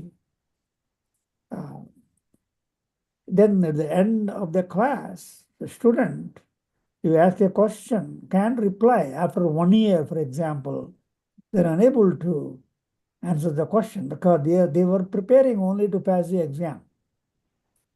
So when such people, when they go to industry, what can they produce? Because they don't have the basic theoretical knowledge. They lack it. I'm not saying all, but many, I can say that. So these are some of the things, because the basic purpose of this conference is educational methods, how to impart knowledge on the students, what are the various innovative methods they exist, and what are the issues currently existing in the society today, which is pretty much same all over the world with the social media, YouTubes, WhatsApps, Facebooks, cell phones, texting, and all that. The times have changed. The learning abilities, learning mechanisms, learning methods of today's students, they are not same as what they were there 20 years ago when the professor, teacher, lecturer, chairman of department, they were learning. It's different. So at least in the United States, I can say that a lot of importance is given connecting to the real world. That way they can understand why is 2 plus 3 is 5. It's not just adding a 2 and putting a 3 and okay, 2 plus 3 is 5. It's more than that. More emphasis given to the reality. That way the productivity goes up when they get into industry, research, whatever they do after their graduation. And now, one question for Avanti is, how can university, there are so many in the audience, they are university lecturers, professors, deans, head of departments. How can they take your method that you developed or you studied, implemented, and were recognized for the value of it by the entire state? How can that can be taken and extrapolated to colleges and universities, where adults are there and they make their own decisions? And how do you do that? What is your experience? I know that you give lectures at universities as well. Probably people ask you the question also. I think that the methods are universal to every student. I think the motivations changes when they get older. So, but I think that everything is still equally important. I think that when you're an adult, it may not be as important. You have this self-motivation, so you don't necessarily need to have an invested interest in the content. But I think it is still equally important to create that relationship with your students. I'm currently working on my higher ed degree right now, and the most impactful classes that I have had have been with teachers who have created that relationship with me. What is it that you're doing? Like, congratulations, you're teacher of the year. Let me see how I can elevate that. What are different opportunities? This is what you're interested in. Come back and do your doctorate with us and expand on this. But the professors that have taken, even as an adult with a child and a husband, even as an adult, the professors who take that time to create that relationship with me, those are the most impactful classes that I have taken. So I think that is still true. And then connecting the conceptual understanding is true no matter what age you are, because you have to understand why you are doing what you are doing instead of just blindly memorizing, blindly regurgitating a process. You have to understand as a student, you have to understand that conceptual understanding, because that is how you retain it, right? So as you said, you can add the 2 plus the 3 and just do it, but you're not going to remember that a year from now because you don't know why you did it. You did it because your teacher told you to do it. But if you can understand, why does a quadratic function work the way that it does?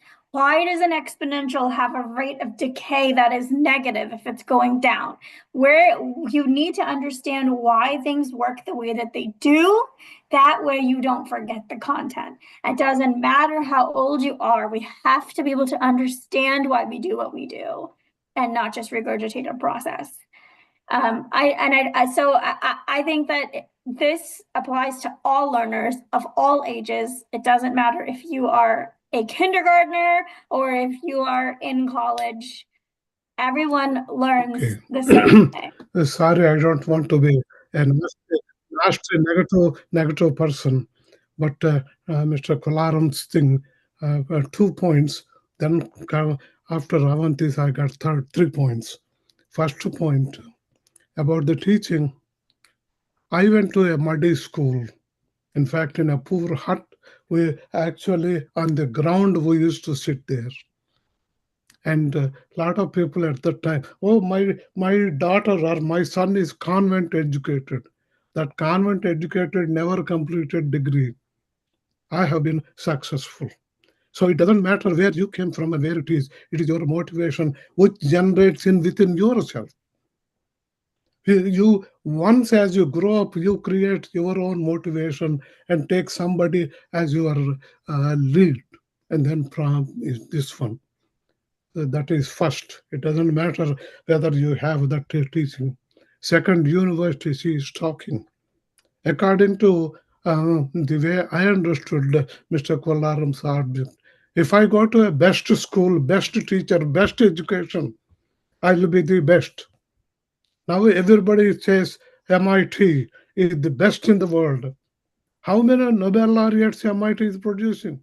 You are the best. You are a best student, best institute, best training.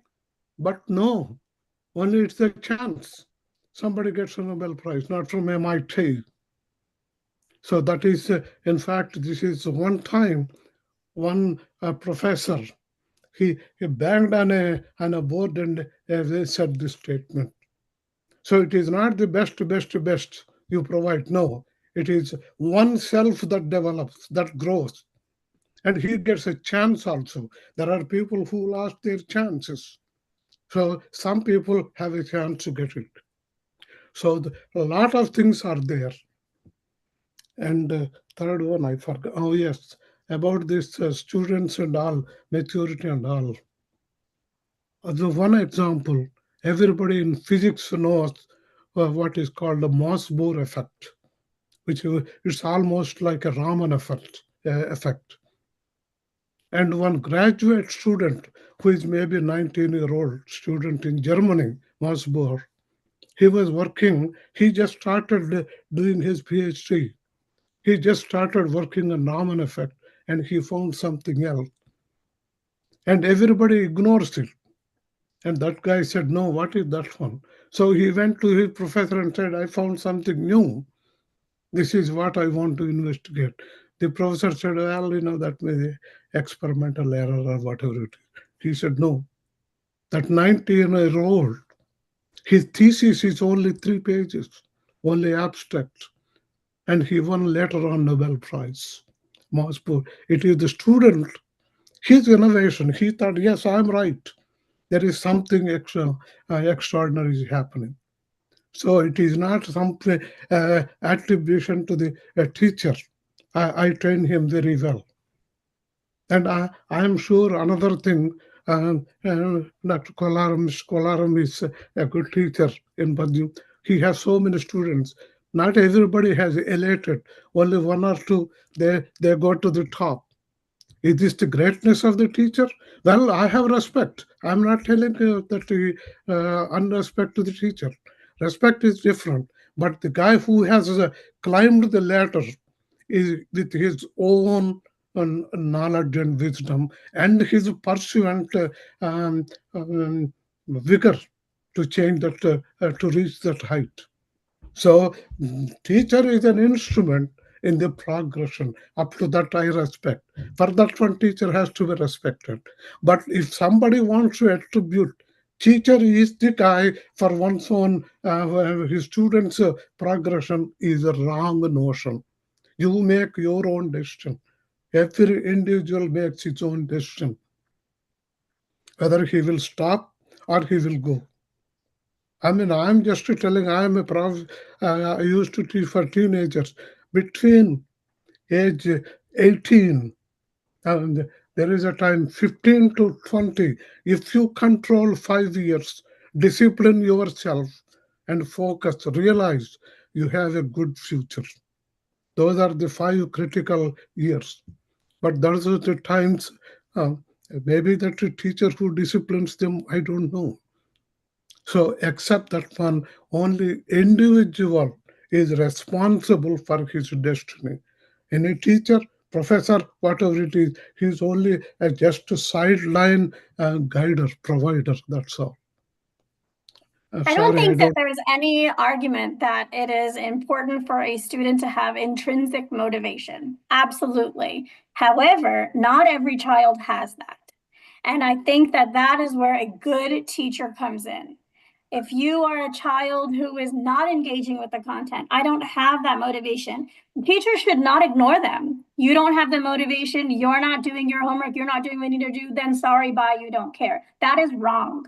Every teacher should see every single child. If they don't have the motivation, let me talk to you. Let me sit down with you. What's going on at home? Is it because you don't have both parents at home? You go home, you don't have any support, you don't care about school? What is it? That relationship that you create with your students creates then that intrinsic motivation in them. So if I believe that you can do it, especially the formative years that you're specifically talking about, that is a time period where a child is extremely impressionable. So if I can talk and build a relationship with the child at that moment and say, I believe in you, you may not see it in yourself, but the more that I talk to them and I create that in them, they're going to spark that intrinsic motivation right there. And that's how they're going to take off. I see every child in my classroom, not just the ones that come in and they're ready to go. I see all 30 of them, the ones that don't care, the ones that don't want to be there. And then over time, the more that I talk to them and I motivate them, they're going to create that intrinsic motivation. I have a child who's been put out past 2 years. Every math teacher kicked him out of class because he was disruptive in the class. He didn't do anything. But when he came into my class, I saw him and I said, you are going to learn in here because I know that you can do this. And I gave him projects. I encouraged him. I gave him so much encouragement and motivation in my class that now he is one of my top students in my class. And he wrote the best essay paper for his IB exam, top marks in my class. But that intrinsic motivation is not in all students. That doesn't mean we ignore those students and we only pay attention to the ones who have it. We have to cultivate that in all of our students, regardless of if they have it or not. Because you're absolutely right. Unless they have that motivation, they're not going to take off. But that doesn't mean the ones that don't we ignore. It means the ones that don't we cultivate. Okay, I agree with you. I am not disputing. I mean, I am just telling another view. People, present day people, who are 50 and above, ask them whether their parents or anybody really cared, really told them this is the path you go. I mean, I'm just telling, my father never told anything, any of his children. You have to do this, you have to go after this, after that, after. And coming from small villages in India, I didn't know. In fact, I never believed that IIT, if you pass a competitive exam, you can directly go into BTech. We used to think it is a joke. How can without getting high marks, you can get into BTech by writing a competitive entrance exam? So that was the situation actually. And people, some of them failed, some of them became successful. It is not the question of everybody keep on doing it. It is not rural India. Even in rural India, he thinks that my kid has to earn some money. But it is the motivation from villages coming and shining.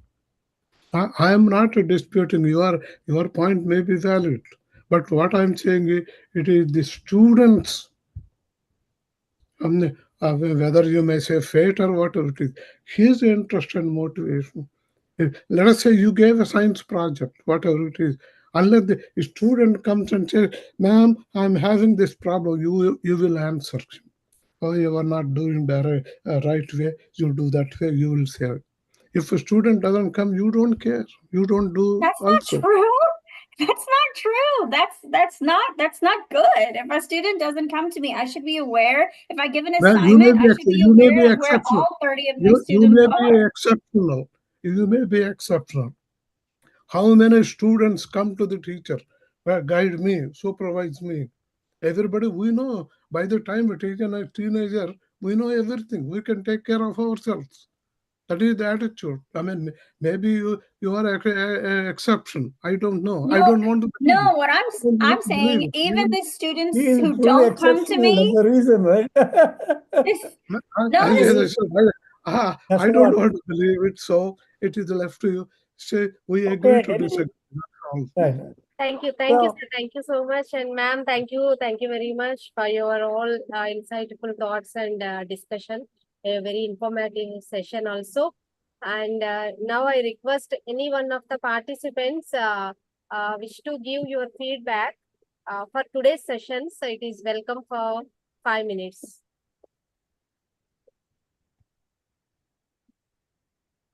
I request any of the participants side. Excuse me, ma'am. I want to give the feedback. Both the presentations were wonderful and they were thought-provoking. Sorry, could you please introduce yourself, ma'am? I'm Dr. Madhu Sharma from Haridwar, Chennai. Yes, ma'am. Both the presentations were wonderful. They were thought-provoking, in fact. I must thank Rao sir and Avanti madam for such a wonderful presentation. What I think that teachers' responsibility is to facilitate students for for the future and to serve the country, ma'am.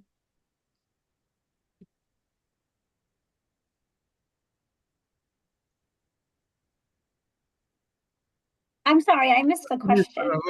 Yeah, it's for you. Madhu ma'am, please come again. Okay, thank you, Avanti madam, for such a wonderful presentation.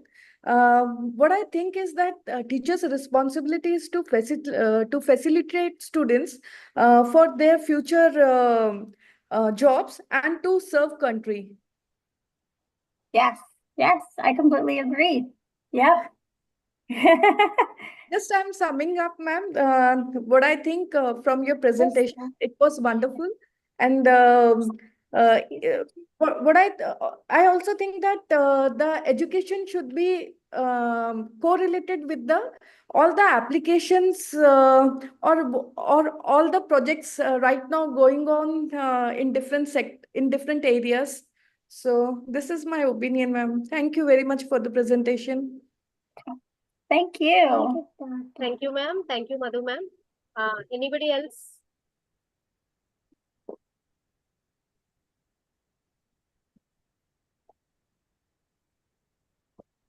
Any suggestions also for our futuristic sessions? Because still 6 more days are there, so 12 sessions are there. And any suggestions? If you wish to tell, it is welcome.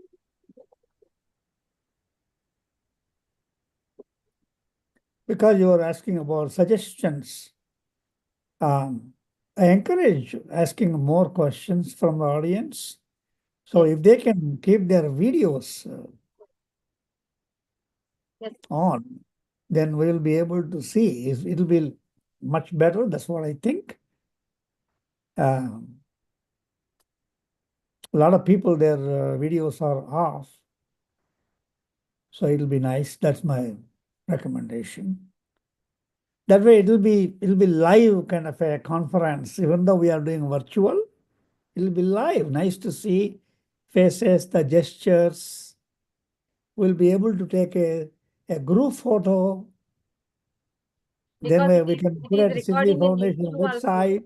You can do that, it'll be It's lively. recording in YouTube also, sir. So whenever they wish to get it again, they can view also. Right, exactly. I request all the participants, please be active in all the sessions. I request you all to please join again and again tomorrow and after tomorrow up to the end of this FDP. And definitely you will be get benefited and you will be get knowledge by the end of this FDP. And I hope today all of you have been satisfied by the speech given by our speakers, and my heartfelt thanks to all my guests, whomever joined today, and the speakers, two delegate speakers also, for your distinguished speech, who had enlightened all the gathering, and definitely we had learned something today from the both of the sessions. And now I wish to announce one more thing, that we are about to send the feedback form, as in the form of a Google form, by this night or tomorrow morning. Please fill the day 1, session 1 and session 2 Google forms, your feedback form. And at last, on the 10th of this month, at the end, we'll give you some questionnaire. We'll collect some questions from all the speakers and we'll make it as a Google form and we'll give you. Please try to answer that also. So if you have any questions today's and tomorrow's and all the sessions, you please make a note, because by the valuable advice of my guru, Professor Appajosi Srinivas sir, I wish to commence an interactive session at the end of the day of 10th May. After completing all the sessions, we are about to meet all the speakers at once on the day, so that whatever the notes you had written, you had made by your own, that you can clarify on the day, and you can interact with all the speakers on the day. And I request all the speakers, Srinivasarao sir and Avanti ma'am, please join again on 10th of May. Please spare some of your time on the day also. I have one. Yes. I have one small comment before I end up. The reason is teachers, devoted teachers like Avanti and all, I just remembered, they're really motivated for the students. I remember there is a thing of a full name, I don't know, K12 H2 or something, in the National Institute of Science and Technology, NIST. Every weekend, they used to have students can come and the teachers have different science projects in different areas, starting from mathematics, physics, chemistry, and biology. In fact, even rocketry also. One day we went and sent rockets into space. So they used to, there are some teachers who are committed, really want to share knowledge to those students who are interested under that program. So though such valuable teachers are also there, their contribution also has to be recognized. And maybe Avanti is one of them. I don't know. But what my statements are in general, people talking. Okay, thank you. There will be tomorrow. I will be presenting on cybersecurity. Yes. The shortage in cybersecurity, it is there all over the world, and how the U.S. government and U.S. government, universities and colleges in the U.S. and the industry, how they worked together and came up with a holistic solution. I'll be presenting that solution, and that can be mapped to any country in the world. India, there are some from Ghana, some from other countries here. Very generally is adaptable to many countries because cybersecurity shortage is worldwide, is a fact. So my request to all the attendees of today's conference is please attend tomorrow and listen to my lecture, and also let any people that you know of who may be benefited from my lecture tomorrow, please let them know. That way they can get benefited as well. The awareness is very important. How other countries, other nations have addressed an issue that exists in our country. We should know how they approached and how they solved. That way we can get some benefit out of that and see what can be done to alleviate the issue existing in India and other countries. So just wanted to share that you. Dr. Aruna, what time we should log in tomorrow? Because I understand today is the inaugural day, so it was early start. As today is the inaugural, so that we had started by 5 p.m. sir. From tomorrow onwards, 5:30 p.m. The sessions exactly will be starting over, sir. And that has been included in the program schedule. And as per the program schedule, we can go ahead, sir. Yes. So by tomorrow by 5:30 p.m. exactly, we are starting our sessions.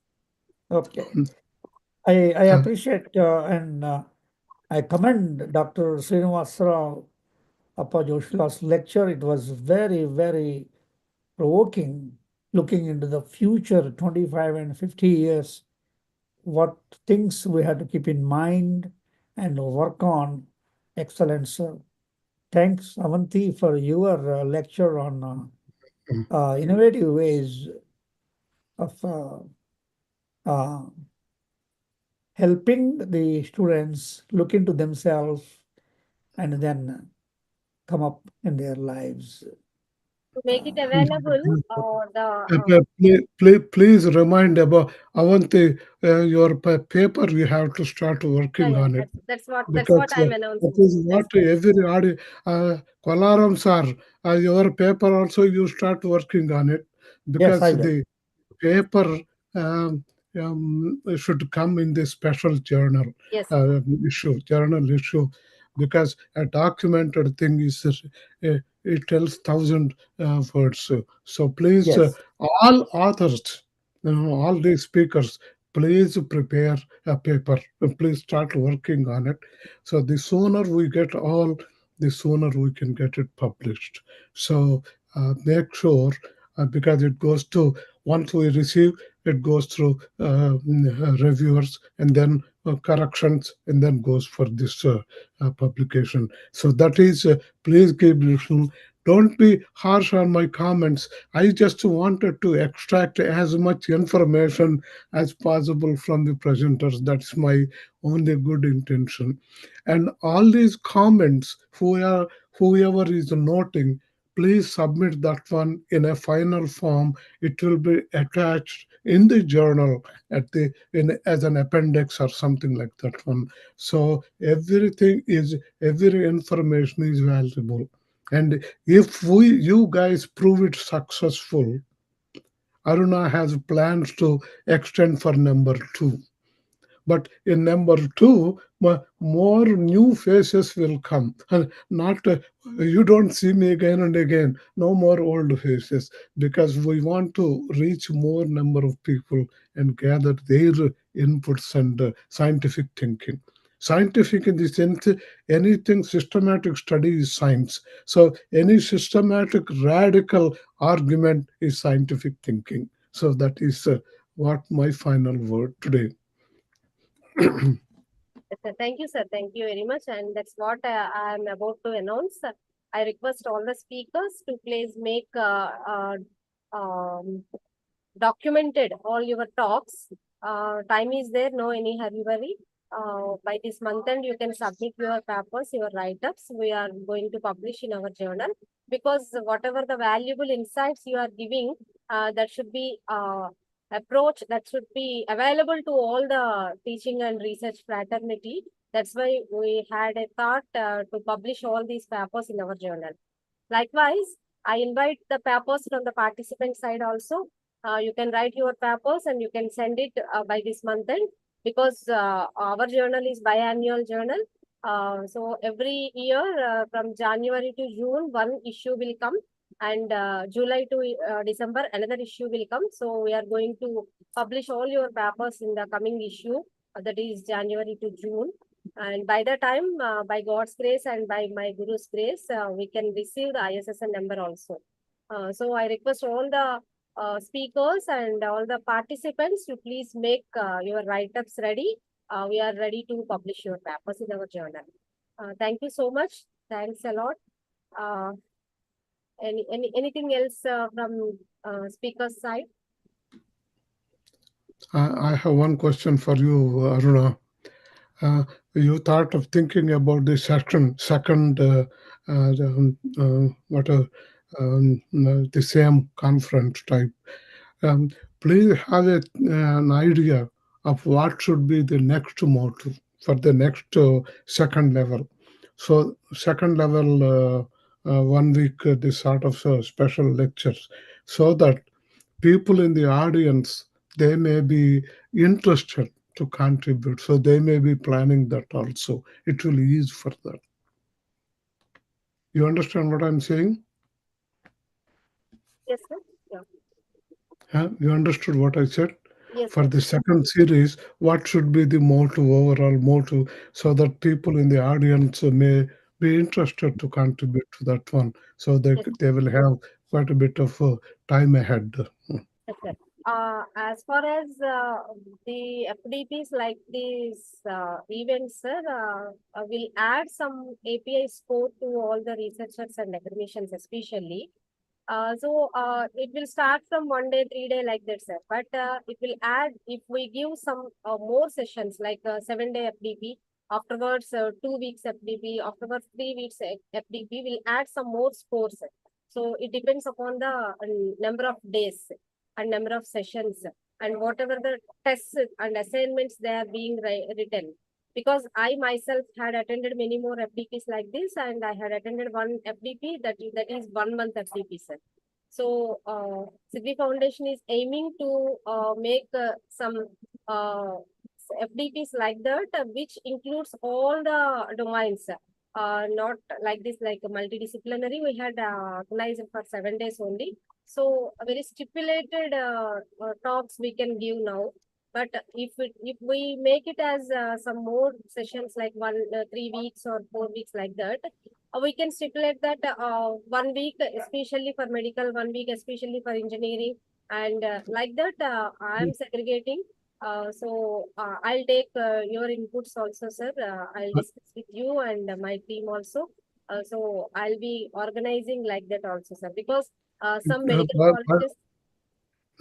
But for that one, there is a problem. If you say continuous 2 weeks means, lot of calendars may not fit. I mean, because the reason is for 2 weeks I have to attend every day. Although I want to attend, I cannot. Practically, it is not. In fact, actually, on May 10th, it is not really possible for me, but somehow I want to make a adjustment for it. So the reason is the commitments are there, will be there if it is more than 2 weeks, 3 weeks, whatever it is. 1 week, wait, but for this 1 week type of things, give some gap after 2 months, because the reason is it is more equally important for you to send the message to everybody in the academia, because if they want to participate, they sooner they get it. That means now hardly only 1 week was there for your announcement and the conference. You understand what I mean? So this is the trouble. This is the problem. You have to somehow repair it so that more people are encouraged to come and join. That is my suggestion. Definitely. Oh, I muted, so you didn't understand. No, No, sir, we heard you. You are in unmute Okay. condition. I heard all the Heard things. you completely. Okay. Anybody else who wish to speak a few words so that we can close for today's session?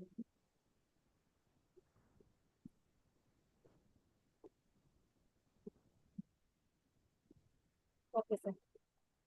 So thank you so much, sir, for giving me your valuable time and your wonderful insights and invaluable suggestions also for exploring such type of events and for making a payment of getting some knowledge to all the academicians and researchers, and for me also, sir. I'm also exploring by your insights and inputs. Thanks a lot, sir. Thank you so much. And thank you so much, all the participants. Please get participated for next sessions also. Tomorrow also we are having 2 wonderful sessions, one international and one national session. Thank you so much, sir. Thank you. And by your approval, now I am concluding this today's sessions. Thank you so much, sir. Thank you. Thank you.